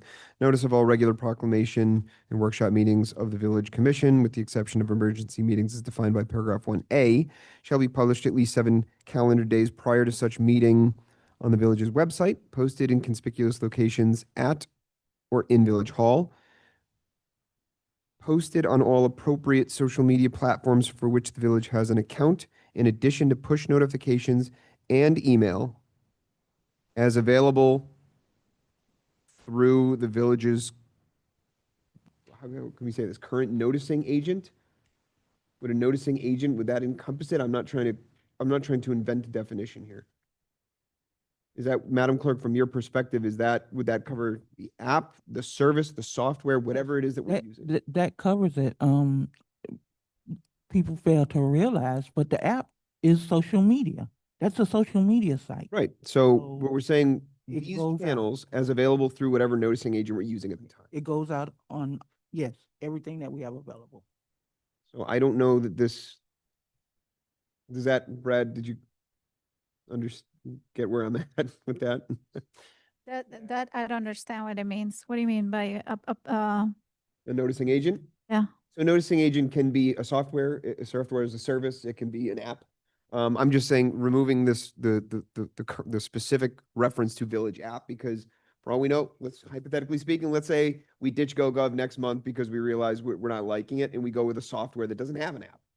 It's a major change. We've been using the app for a while now, but maybe we don't have an app. Maybe we change to just a software. Maybe we change to something like a constant contacts again, whatever we identify, or I'm sorry, not us, or operations, whatever operations can identify as the best tool or method to provide notice within the channels that we have set. Yeah, like, or, Mr. Mayor, if we ditched GoGov and we hired a, social media manager to manage our noticing or a marketing manager, But how is that, how do consultant. we need to specify it? That's, That's exactly what we're going not back to that, specifying. why are we trying to say, We're, have it before? We didn't have a noticing agent. Why do we need to specify noticing agent? I'm just saying because it broadly encompasses anything that we could use for now or in the future. because GoGov is our noticing agent currently right now. Yeah. And we want to provide all these noticing requirements in the resolution through GoGov. So thereby, but we don't want to go outside of their, why do we not post to Instagram? Because that's not a capability of GoGov. But say that this, it's just, I keep going to this. The purpose of the ordinance is to provide notice, period. That's it. Doesn't matter who is there. If by any chance, this person, this entity we hire, GoGov, has a blackout, has a cybersecurity breach, their software is down, whatever it might be, were you saying now you're not subject to notice because they are responsible and not us? No, because we still have the original requirements of posting on the website and posting at Village Hall. If we were to be even more broad to cover that scenario that you've just identified, We don't what need we to should put just say anybody. is posted in accordance with Florida law. Yeah. That covers, Florida law is as broad as it gets. well, that's what I'm saying. That's if we start identifying these very, very esoteric hypothetical situations where one of these is no longer doable or applicable, then we should just go as broad as possible. Yeah. But If you do that, then we become Florida law. That's not what we define, Jonathan. The I'm not- reason but I'm not this, recommending we do that. I know, but the reason we came forward to this is because resident wanted it. Last year, we said, we're going to do all this. It's not Florida law, it's the village law. And we are going to want to do it this way. I'm okay with everything you're saying. All I'm saying is when you put village app or entity or anything, you're relying on this entity to provide you notice. We didn't have that before because it's on us. However ways we decide to do it is on us. We're not subject to anybody doing it for us. You understand what I'm saying? So I don't know why we need to add this extra. And I don't think you're making it broader by saying someone else, an entity. You're just still creating an entity we rely on. Well, so then would the correct yeah. path forward be you remove all reference to a village app or a software or an entity or a noticing agent? That's fine. The reason why the app was mentioned before is because it context given to push notification. Nobody would know what push notification is unless you knew it came from an app. Did you know what push notification was? You do. Did you know? I can guarantee you we're going to be 3 out of 10. A lot of people don't know what push notifications mean. So the push notification only happens through the app. What if we were to change it to say, instead of a noticing agent, through whatever means are available to the village? Well, then what is a product of public record for that? I'm trying to figure that out. I know, but I'm saying how we had it before was clear. It was, you have push notification is just a way to take that out if you want. Just put it through the app, through the email, through the app, through social media, and through, I it. disagree. It's not clear because I've had residents reach out to me and say, why didn't we post it on Twitter? Why didn't we post it on Instagram? Why didn't we have all those official social accounts? media is still Yes, listed. but it says by which ones are appropriate. Correct. We are deeming Instagram That's the not answer. appropriate. So there's some subjectivity in the way it's written, Correct. and that's the whole intent here is to clean that up. Yeah. Please, Brad? Let me play Solomon for a moment, which may, so and I think I understand what your proposal is. So instead of saying available through the village's noticing agent by itself, how about saying available through the village's current application or a noticing agent as utilized by the village? Why don't we just say by the village? Well, I mean, this way, the app still stays in there because you're using the app now. We If may there's some not. alternative, that's where the or comes in. I'm just I'm trying to play Solomon here. I understand, Brad, and I appreciate your efforts. What if we then just change it to post it on, we remove this, social media platforms, push notifications, email by the village? Yeah. Just Post it on a in addition to push social media. notifications and email by the village. Just by the village. Yes. That's what it is. Fine by me. If I can just make a note that before it said send via email to residents on the village current list, it doesn't change much. I think that the issue of the current, and this is the conversation I was having with Bradley, was the issue as what current meant, whether it was Constant Connect current, was it the GoGov list current? So And email, yeah. it doesn't matter. It's whatever email is available, and obviously it's gonna be relying on the latest information. I mean, I'm assuming when you send this, you're using the latest information of emails available to you. That changes every month.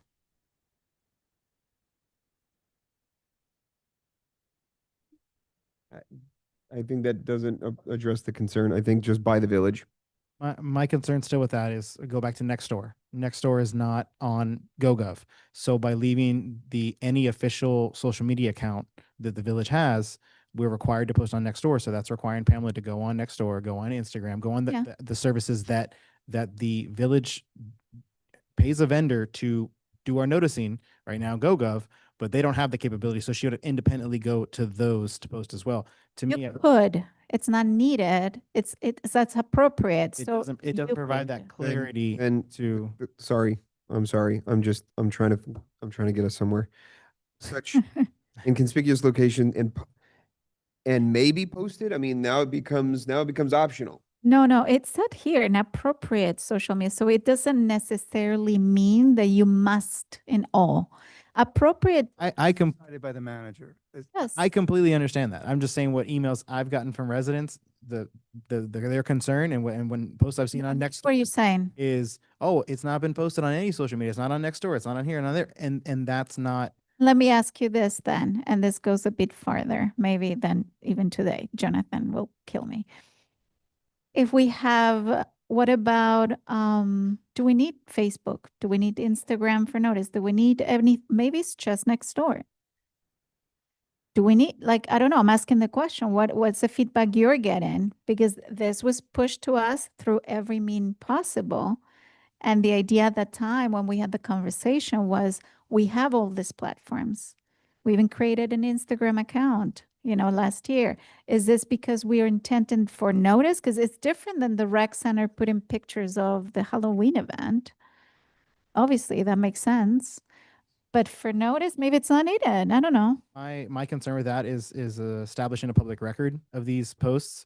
And if we start, any one of these posts are public record and someone could come back and make a public records request, do we have the capabilities with staff to be maintaining a public record? That's In social media, you have all of it. yeah, you do now, but if there's if a post gets removed, if something You have to keep the copy. you're adding more requirements to the staff, and we Yes. have a very small staff. We have a clerk office of one. Yeah. And so, to me, I would rather utilize the vendor that we pay for. Yeah. To provide all notice, and if they don't have the capability, we don't go outside of that. That way, because also, as I know it's copy and paste, but as you start reaching out to other entities outside of one noticing application, the message might change. Maybe you missed a copy and paste something that that's one of the beautiful things about GoGov is the message is the same across all platforms. As soon as you hit send, all platforms have the same message. Yeah. But when you start transitioning over, let me go to Instagram and let me post there, let me go to Nextdoor and post there, maybe something's lost in translation. Yeah, but again, and I don't want to be reiterate with this. The issue wasn't that it wasn't all media if it wasn't happening, period. So, clicking all of it, it wasn't appearing in Facebook. It wasn't. Facebook is the only platform I think that can now stream. They were trying to get other ones. X was the other one. We don't use that. Do we use X for anything? No, we don't. It's there. I don't even know who created it. It's just there. I think Chris did. Probably did. right? So those can be closed. That's another that's operational, again, not for us to decide. What, do you want an Instagram account? I don't even know. So I see what you're saying. I think this was to the discretion. That's why it was open as appropriate, because then it leaves it to the technology available. It leaves it that in the future, if they do, then it's another click, you do on a button and send. Or, you know what I'm saying? Like right now, it could have just complied by just posting on Facebook. Doesn't matter. I understand what you're saying. And trust me, when I read it, I understand appropriate. I understand current email list and what that means. But if you're a resident who doesn't follow these meetings and you read that resolution, it doesn't read that way to them. And that's why I'm just trying to provide that clarity for residents who go and read it and they hear, oh, we're not complying with noticing requirements. And they read it and go, oh yeah, I didn't see it on Instagram. And we have an Instagram. We do. So to me, I think if we can just make it clearer, that's the ultimate goal. At this point, we've talked about it for an hour. We've made it pretty transparent. So anybody can just come back to this meeting and realize what we've talked about. Yeah. All right, I'll be quiet. So so what are we doing with the resolution then? Are all appropriate social media platforms, we've all just understood and agreed that that is at the discretion of the staff? I think that's, we all understand, okay? Mhm. For which the village has an account, okay? In addition to push notifications and email, do we go back to by the village then? Because it leaves it up to the staff to determine how that notice is going to go out, be it through you grabbing the emails and sending it, or through whatever service we're using it. Just leave it, push notifications and email. I'm fine with that. I mean, it goes without saying, it's going to be by the village somehow, by Yeah. village staff somehow, Yeah, whether through an application, whether through manual labor or Okay. however. I'm fine with that. If that recommendation, Ryan, to your point, was the concern was all appropriate social media platforms and that beholdens the village to every single social media platform, I think that we've already answered that question, that that's not the case. Okay, that's fine with me. Okay. We've provided that clarity. Are we comfortable with that change? Can you read it, please? Yep. So, yeah, go ahead. Yeah, good idea, Brad. Gonna have to listen to the meeting. So, all right, notice of all regular proclamation and workshop meetings of the village commission, with the exception of emergency meetings as defined in paragraph 1A, shall be published at least 7 calendar days prior to such meeting on the village's website, posted in conspicuous locations at or in Village Hall, posted on all appropriate social media platforms for which the village has an account, in addition to push notifications and emails, period. Yeah, Did I get that right? I think. Oh, I correct. think you're missing like village emails, right? Or is it, which emails? I think we decided not to use village because the village has to do it. So whether, And I'm not saying who they do it. I'm saying which emails, in addition to push notification and emails. and email, It's sorry, email, not emails, email Put an F. notification. email. It means it's going out by Okay. email. Okay, we don't need to clarify that it's the village residents' emails.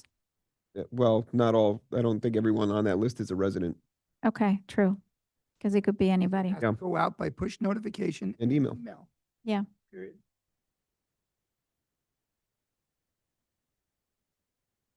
It's fine by me, Brad. Yes. No, I don't want to be the only person that says yes. Yeah, that's fine. That's fine by me. Remember it tomorrow morning. but I'll try.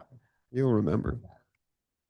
Is that, are you comfortable with that, Vice Mayor, Yes, I am. Commissioner? I'm not, but you guys are and a majority, and I think I get the sense that you're trying to adapt. I don't see how this changed the before, but that's fine. You all voted, okay. I go with that. We're just trying, I think, to address the deficiencies. Yeah. You know, this makes clear that we're not replacing email and that email is still a No, requirement. and I think, so I'll stand with my no, and it's the purpose of this entire thing that took me 3 months to address. I don't think this resolution needed touching, to be honest with you. You know, I'm trying to break my head, trying to help you guys to feel comfortable with it. it feels like I'm forcing it, trying to do that.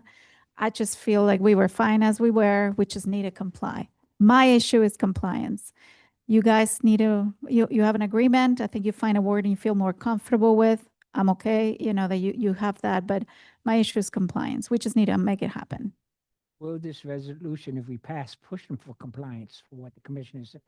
Well, it doesn't push anyone. I mean, it's on the people that effectuate the notice that we've adopted through the resolution, but through the other recommendations that I'm asking that we get through the assurances from GoGov that the email issues on their end are being corrected, that the email sign up on a website is going to be fixed, and that we are able to independently confirm that we are properly, that notice is going out in advance. To your point, Mr. Manager, I get the push notifications. I can go into my notifications. And yes, I see the notifications for this meeting. So yes, for this meeting, I'm just talking about this meeting. So yes, I can certainly see that.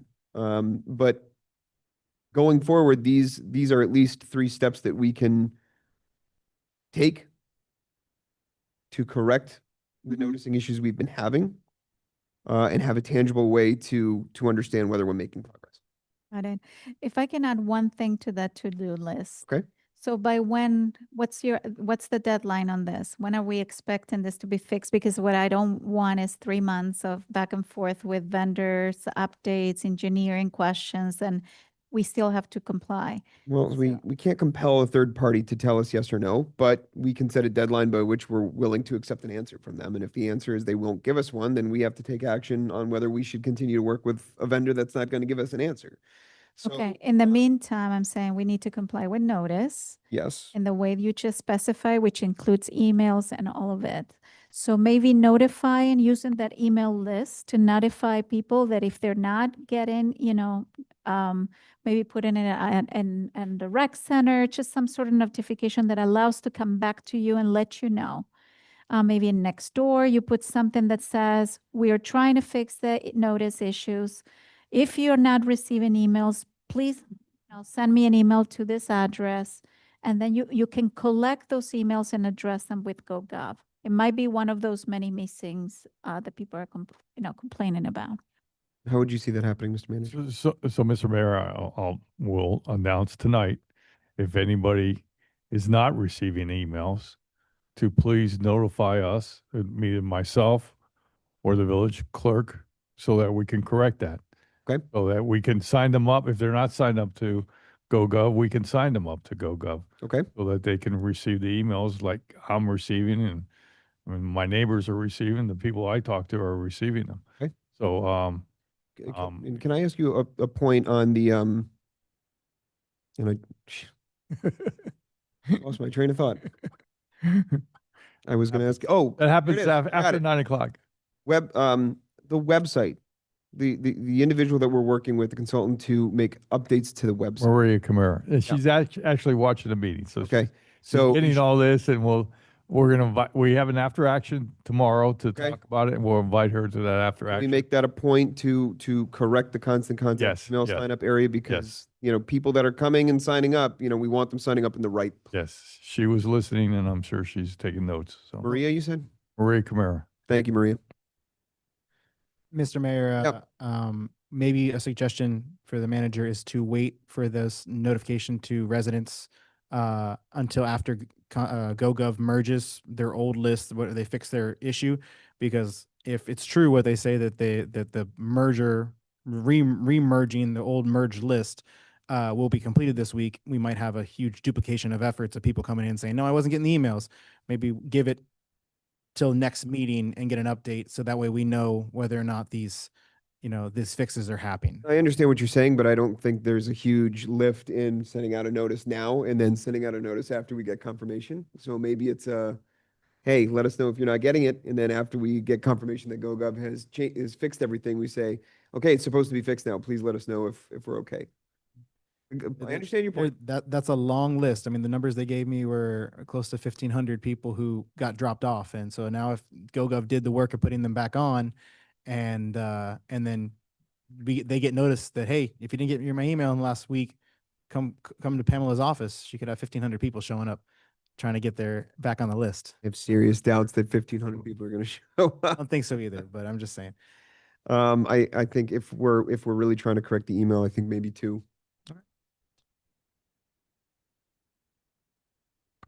So I'll make a motion to approve the resolution as amended. Well, we have a resolution already with a motion and a second, but I guess, oh, It's amended. you're right. Correct. I'm sorry. So the motion is from Commissioner Huntington. Do we have a second?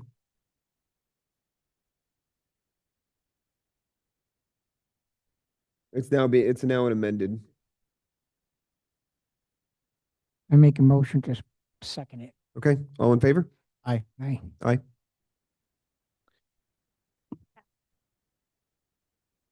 No. Okay. What's that? Appreciate the effort though, trying to combine something, but. Well, it needed to be addressed. All right, so that's our resolution. We have a few items on old business. Well, I'm sorry, only one on old business, and then we have 3 things on new business. So let's take care of the old business. Vice Mayor, this is your item.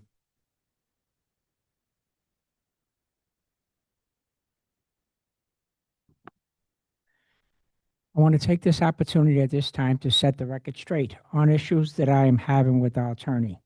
We as commissioners were elected and took an oath of office to represent the residents of Biscayne Park.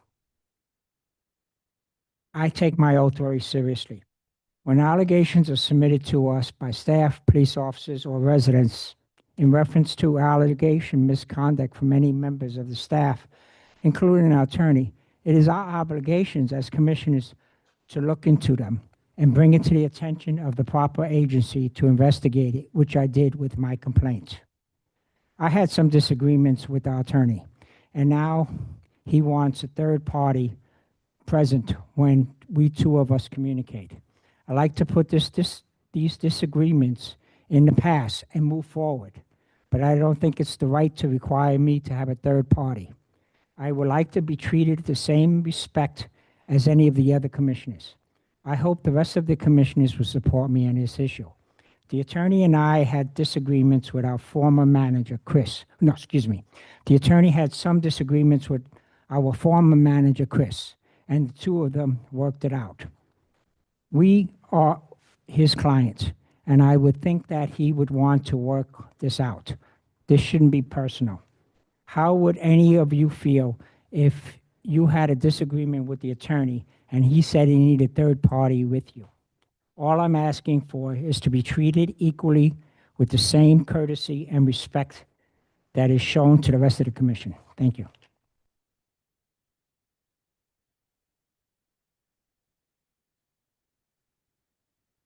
My recommendations would be commission hires the attorney.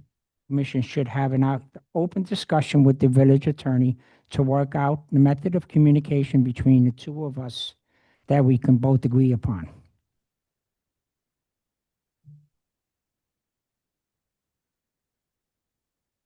Anything further? Okay. So, Vice Mayor, your request to the commission is to ask the attorney to agree on a method of communication when speaking specifically with you. Is my understanding correct? If each of the rest of the commissioners don't have to have a third party every time they have a communication with the with the attorney, I should not be required to have it. Simple as that. Okay, I have my disagreements with the city manager, and we seem to be working out pretty good. No, don't shake it. We're working out pretty good. The stuff that I didn't agree with him, I made allegations against the city manager, and we have worked it out. I, as a commissioner, have a responsibility to bring up allegations. I'm not saying anything was done wrong. I'm saying it's an allegation that was brought to staff, and it's very important that needs to be brought up. And I'm trying to go forward. That's what I want to do. I want to go forward. I have to work with this attorney. I have to be able to communicate with him. But I don't feel comfortable every time I communicate with them, I have to have a third person. I don't know who this third person is. I'm not saying this third person is dishonest, but I should be treated just like any other commissioner. That's all I'm asking. Was there any discussion amongst the commission with respect to the vice mayor's request? Mr. Mayor, I would maybe want to hear from the attorney, maybe hear his feelings on this, because I've had some discussions with him about this, and I think that only solely requiring a third party is not what he had intended. I think he maybe wants to provide some clarity to it. Do you, Brad? I don't know that there really needs to be a whole lot of clarity. I don't want to relive what's happened in the past, but I will say that I have, based on what has happened in the past, I do have some concerns about conversations that I'm going to have with Commissioner Samaria, and that somehow, either from misunderstandings or intentionally or otherwise, that he's going to twist my words and accuse me of doing something that's either unethical or illegal, and it's not even close to the truth. I can tell you that the individuals that I've had on phone calls, with conversations with the vice mayor, have been members of my firm. There's no confidentiality issues with that occurring. And I really do have some concerns. I mean, I've had threat communicated to me through a third party, which I won't discuss openly, which came from the vice mayor. I honestly have some concern about having conversations with him privately. But I'll give it a shot. That's all I can say. And if it turns south, then I guess it does. And quite frankly, I think if it does turn south, the vice mayor is going to get what he ultimately wants, and I'm going to be out the door. But This has been, just let me finish. I have one more thing to say, because what he's done, if he truly thought something was being done that was dishonest, that was unethical, he could have addressed it. But what he essentially did is he attacked my livelihood. And this wasn't a situation where he just went to the Ethics Commission and said, hey, I'd like an opinion on this. I'd like to know, can you give me a written opinion on this conduct? He filed a complaint and accused me of violating the canons of ethics. He accused me of making a threat to him from an email that I sent to the entire commission. And somehow only Commissioner Samaria thought I was making a threat directed towards him. How could it be a threat and that's what he accused me of. One of the things he accused me of, when I sent an email to all 5 of you, just reminding you of what state law says. Every one of you called me and asked, hey, is there something, why are you sending this? Is there something I need to know? And I had a conversation with all of you. So the vice mayor's response was to file an ethics complaint against me. Call me and say, hey, why are you sending this? What's the issue? It was to file an ethics complaint against me. But again, like I said, I'll have private conversations with him, and we'll see how it goes. Okay. Well, Vice Mayor, I don't know if that addresses your concern, but I think what I don't want to put words in his mouth, but I think what he's communicating to us is that he's willing to try and work. Your mic is off. This email to the city manager today that I received from the attorney. There was no copy on it, that who we copied. It was sent to me directly in reference to the last meeting we had. And he knows what it is, and the city manager knows what. I'm not going to sit here and go into it. I want to go forward and work with him, but I am not Right. going to do a third party. If he wants a third party, then I, as a commissioner, should be able to have my own third party, and that's stupid. No, and that's stupid. I should be able to contact the attorney and get an opinion on it. Well, I think Because there'd be stuff that I might want to discuss with the attorney that has nothing to do with anybody else. I I'm understand. willing to go forward here on it. Okay. But I'm not going to do a third party. It's very simple. I think that what the attorney has just communicated to us is express the concerns. So I think address the reasoning for the communication method that was being utilized, but he said that he's willing to work with you going forward. So I think that is a communication to the commission that he's representing, he will do that. Means that means when I get an email from or make a call conversation, I'm not gonna have a third party. That's what you're saying. And if that's the case, fine. hopefully, I'm not saying that. I'm saying he's willing to work with you. Is that, Brad, is that what you're saying? I said, I'll work with him. Okay. I said, we'll give it a shot Okay, and I'll put myself out there one more time.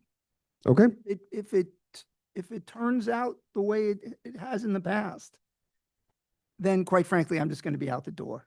Okay. Well, I think that he's communicated, Vice Mayor, that he's willing to do that. So if we could work professionally with each other, I think that would be in the best interest of the village, which is the reason that we are sitting up here this evening and every night that we get together. So,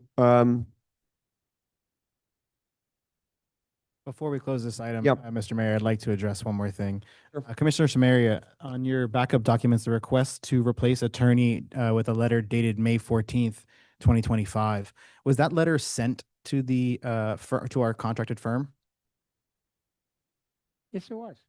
So It's- did, it's in the past, I have done it with other law firm. When we had another another attorney that I had a problem, I went privately to the law firm to talk to them about my concerns. Basically, to keep it away from having the attorney do any problem, commission having any problems. I went to the attorney to see if his law firm would be willing to listen to my concerns. It was concerns that I had.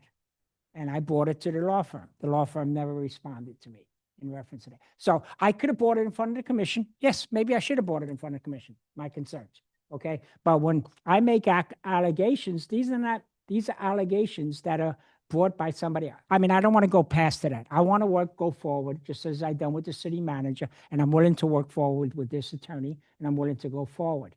But I have to be able to have communications with him. And I need to be treated just like any other commissioner. Maybe it's because I don't agree with him that I'm being treated differently than any other commissioner. I don't know.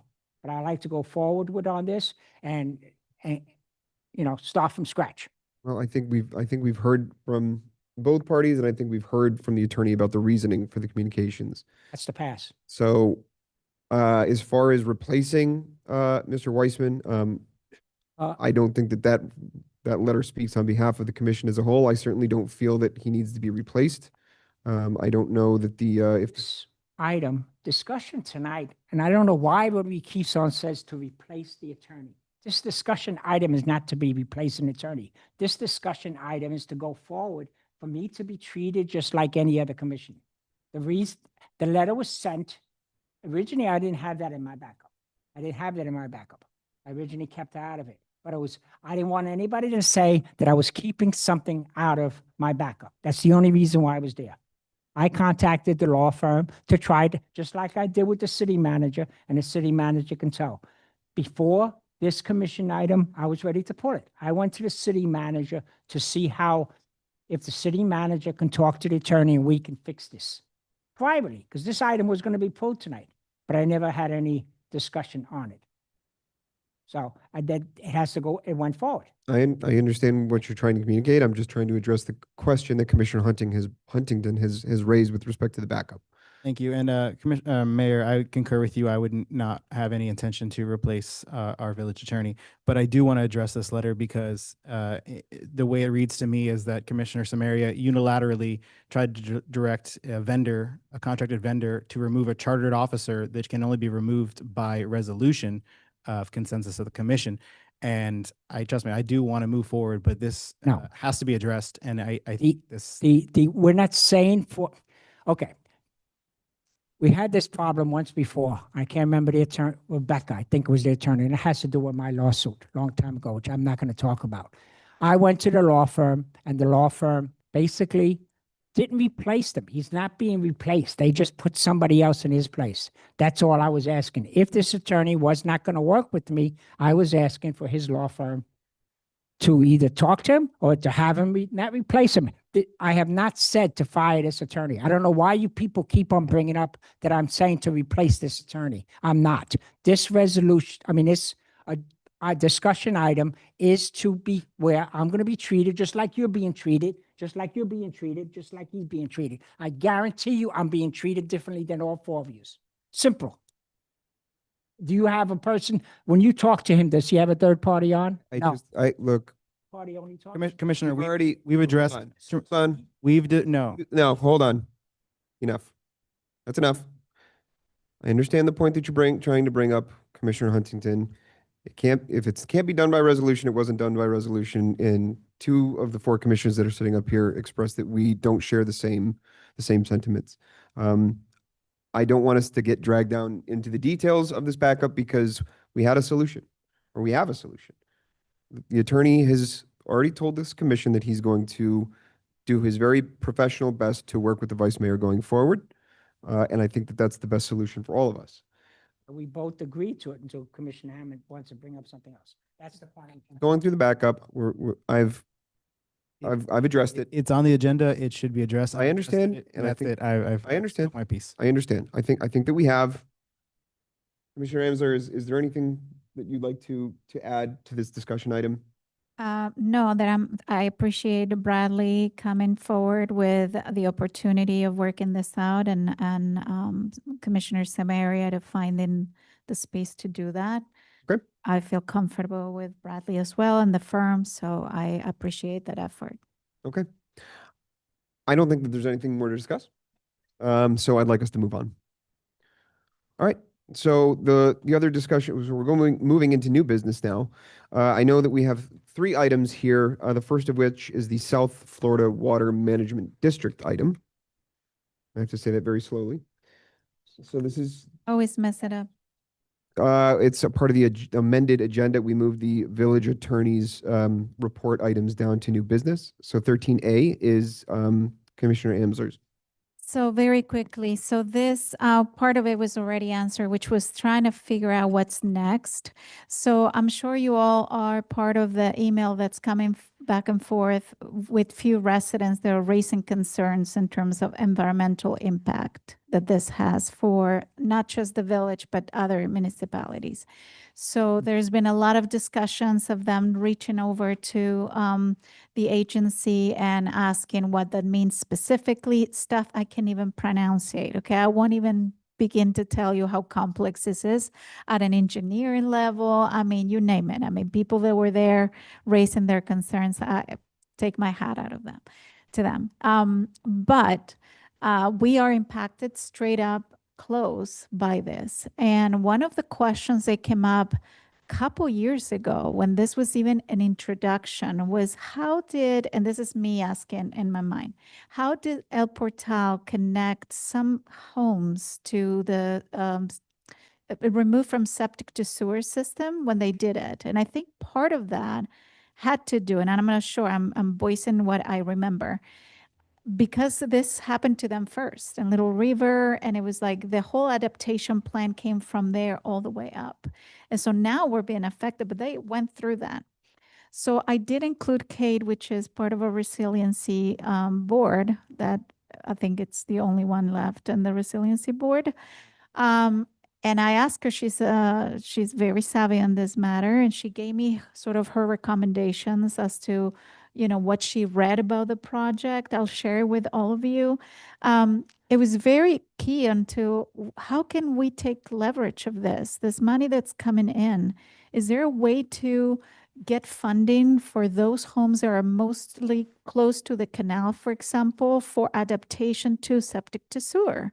Because those are the most affected environmentally impact, right? And most prone to be subject to raising waters from the canal in the future. So can we do something about that? That was the main one in relate to how El Portal did it. Again, I don't know if they're related, if they did it also using the advantage of the funding that comes. But that would be a question to ask. And then the rest has to do with environmental questions. You know, are we aware of what's happening? Again, nothing I can answer. I know this is positive effect for us. I'm very happy that we're involved in the project. I just want to give space for residents to be aware so that more people can come forward, just like Miami Shores did it. So if the manager, you said it's October 3rd that might come here? No, it was not confirmed because of the space. It is confirmed. Okay, He sent me an email okay, saying, I believe his name's Armando Vilroy, okay. so Villoboy, That sounds right. Villoboy, yeah. So Um, he confirmed and we're being emailing back and forth, and I asked him to make a much smaller presentation than what was presented at the country club, and that just to deal with the residents that will be impacted along the canal. exactly. But I think what needs to be said, Commissioner, is that this project is already funded. Yeah. It's $210 million funded. Mhm. So and they've already started, if you drove by the country club lately, the golf course, they're out there Nicely. doing drilling already. Yeah. And the project's going to take, it's going to a 4-year project. I don't know if you were there when they said that. Yes. But And the it's project- it's a long, I mean, it started about 2 years ago. So my question on the funding comes, how can we tag along these changes? And I don't know, again, I don't know. That's a question maybe to reach to Omar from El Portal. Yeah, I think certainly I don't know the locations of those homes that we're able to connect because there has to be existing infrastructure. I don't know if this is something you can do through. I can certainly just give him a call and say, hey, I heard this happen. What do you know? How did you manage in a way to tag along the project? If so, if this was it, Mm.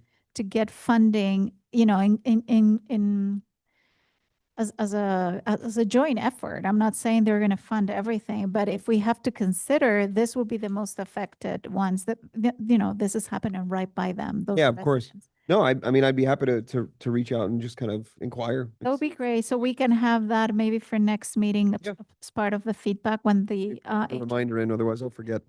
And so for me was that just understand next steps, if we need to make the commission and residents aware, but that's going to happen because the meeting is in October, and timelines. And then, yeah, just trying to see how can we chip in before it's too late. And to your point, it might be too late.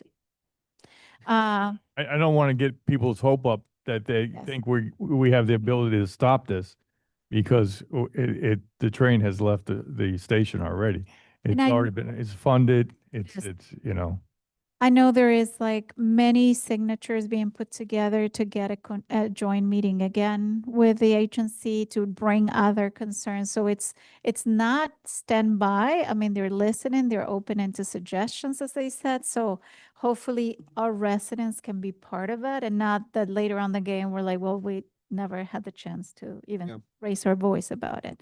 Yeah. That was it. Yeah, well, I'm glad they're going to be joining us here in October. So, that when we notice that, and it'll, go out to our residents and everyone knows that they're going to be here and to speak specifically about this project. That affects several of our residents. Well, quite a few at least on the canal. Yeah. Yeah. Well, I mean, there's plenty of people there that, I know the seawall impact is a very big part of that. So that'll be important for them to be there to be able to discuss it with them. So yeah, I'm happy to reach out and make contact to see if there's an avenue there, and then we'll have them with us in a month. Awesome. Thank you. Awesome. Commissioner, thanks for bringing that forward for us. All right, Brad, we got 2 for you, and I'm going to try to make it quick. all right, I appreciate it. All have seen the memo, had an opportunity to read it, so I'm Yes. just going to just briefly talk about Senate Bill 180 and just a specific portion of it, because it was coined as an emergency management bill and has a lot of requirements in it for municipalities, which I've shared with the manager. But as it relates to this discussion, it created a statute, which is 252.422, which is titled Restrictions on County or Municipal Regulations After a Hurricane. And essentially what the bill does, with limited exceptions, it states that an impacted local government, which I'll explain in a moment, for 1 year after a hurricane makes landfall, may not propose or adopt a more restrictive or burdensome amendment to its comp plan or its land development regulations.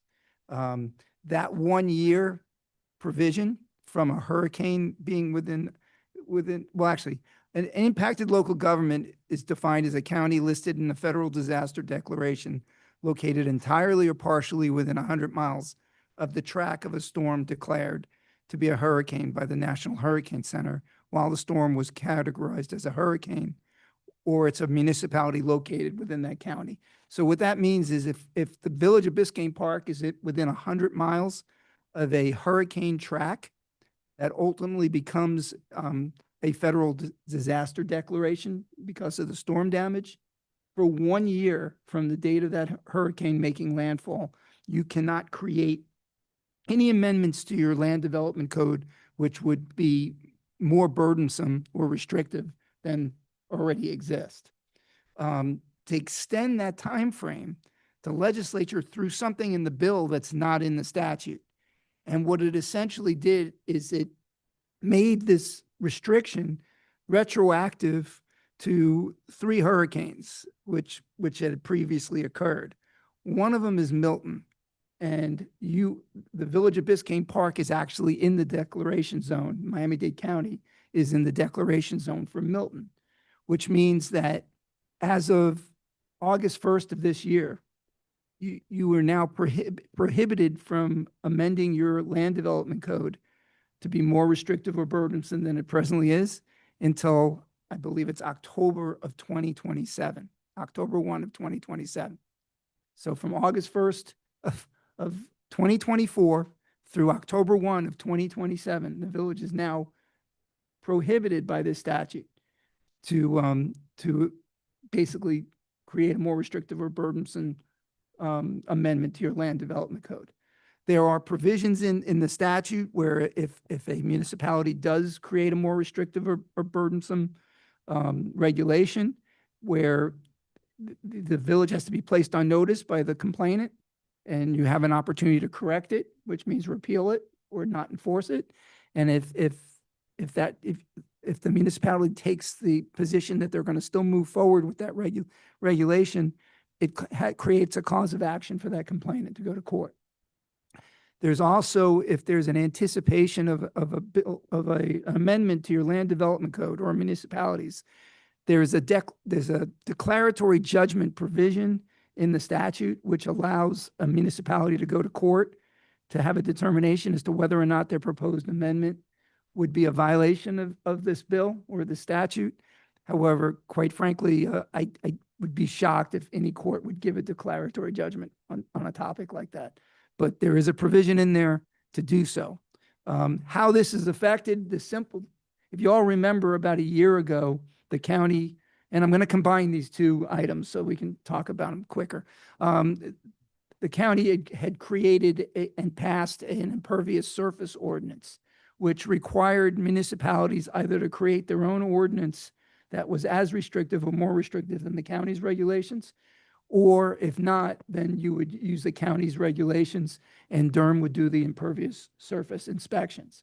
But they gave the municipalities an opportunity to opt out of the Durham inspections, take on their own inspections for impervious surfaces. But we had to create an ordinance we had to notify the county that we were going to do that last December. And by December 31st of this year, we had to enact an ordinance. In working on that ordinance and Senate Bill 180 coming out, I had a conversation with the county because now you were going to create a more restrictive land provision in your land development code, which the county had already done. And they did it within that prohibition timeframe. And in speaking to the county attorney's office and to Durham, they've now decided that they are not going to implement their ordinance and they're not requiring municipalities to create their own if they elected, because they realize that they're prohibited from doing so under the statute. So we don't have that requirement right now. The county's original ordinance before the amendment is what would apply. How this also has affected the village, which the manager and I need some guidance on, is Doreen Grant, the code manager, had been in conversations with the Miami-Dade Fire Rescue Department about doing inspections of short-term vacation rentals. Excuse me, I'm losing my voice. And the inspections are related to smoke detectors, carbon monoxide detectors, the required egress and ingress into the structure, things of that nature. And there is a Florida Administrative Code, which I provided you all a summation of, that requires these requirements that we're talking about. The question became whether or not Miami-Dade Fire Rescue will do these inspections without your ordinance requiring the inspections. I've had a conversation with Miami-Dade Fire Rescue with their preventive, I forgot what the department's called. Fire prevention, thank you. I knew you would know and jump in. With their fire prevention chief. And essentially what they informed me is they'll do the inspections without any change to our land development code if we want them to. All we have to do is ask and they'll do them. I will tell you, in your present land development code as it relates to short-term vacation rentals, the only thing that's required when they fill out their application to get their permit to operate in the village is they have to do an acknowledgement of the fact that they comply with all the fire safety code regulations. They don't have to record, there's no inspection required.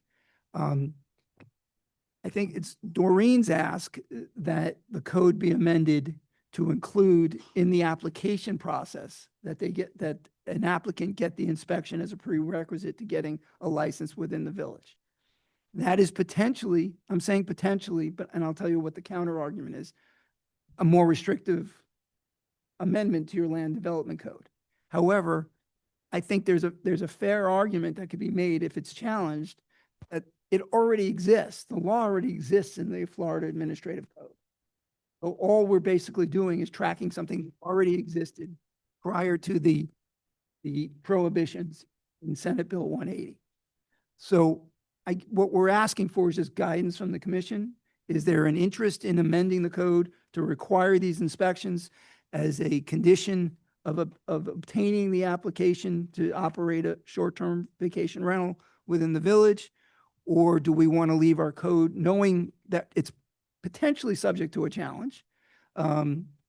Is it something that we want to leave the code as it is and just have the fire inspections done at the request of the village and then make sure that these short-term vacation rentals are complying with Florida Administrative?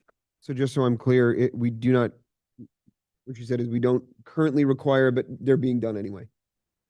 So, yeah, so if I could, Mr. Mayor, so, when the fire department was here a few months ago, the fire chief was here and the fire inspector was here. Doreen took that opportunity to pull them aside and talk to them. And we were aware that these other cities had this regulation and they were enforcing it. And it's as the attorney said, it's on the books. We didn't adopt it to our code. And they were doing inspections already for these other municipalities. And we said, what do we need to do for you to come in here and start doing inspections? They said, just amend your code. So that's what we're trying to do.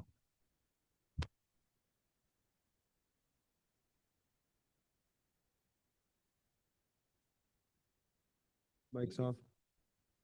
There was a conversation, some clarification from the fire prevention chief when I spoke with him about whether or not the village had to amend the code in order for them to come in and do the inspections.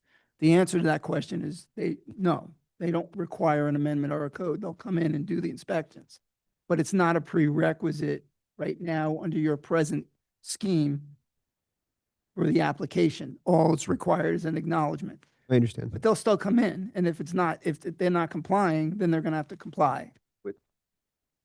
So the question is, do you want to make it a requirement for an application that they get the inspection before the application is provided to the owner of the facility? I mean, personally, I think that if it's a request coming from our code department, and it's something that is certainly not very black and white, that it's challengeable and, we have a reasonable and viable, like, pragmatic argument as I think to, it's defendable. right, then I would be comfortable with adopting it to, It's a very easy fix. yeah.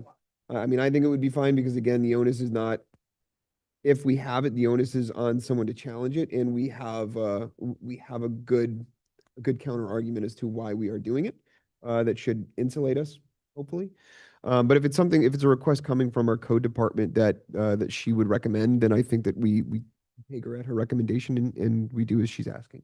'Cause So- the other alternative is not to change, and, Right. and if you don't change and somebody's not in compliance, so let's say you've given somebody a license, now fire does an inspection, they're not meeting the Florida Administrative Code, Right. they notify the village, and then under your provisions of your code, there's remedies. You can suspend the license, you can prevent them from operating and do it that way. So I think But it- whatever, it's up- whatever way we are still able to assert some control over short-term rentals, whatever stock may be remaining, and especially again, if it's coming from code, that it's something that we take advantage of. So, is there any? Yeah, I just have a couple questions. So the Florida Administrative Code already requires this of short-term rentals. We haven't adopted that into our code. So it's already required of somebody who has a short-term rental, right? It's not changing any requirement for them. So that's how we're not more restrictive. We're level playing field. Okay, completely understand. Then yeah, I am completely on board with this. My other question would be the moratorium on making codes stricter. Is there a municipalities that are going to pursue legal action against this?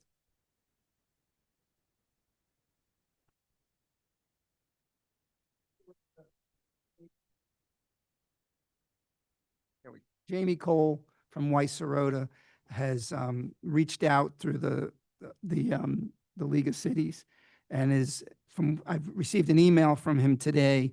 There is a total of 8 municipalities and 2 counties that have been retained by Weiss Serota to challenge certain aspects of this Senate bill. And they're expecting to file something sometime mid-September, mid this month.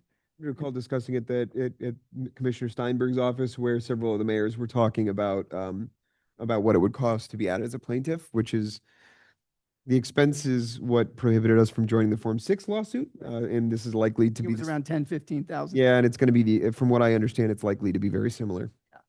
And would it be the same kind of scenario where we would benefit from any of the findings of that legal case?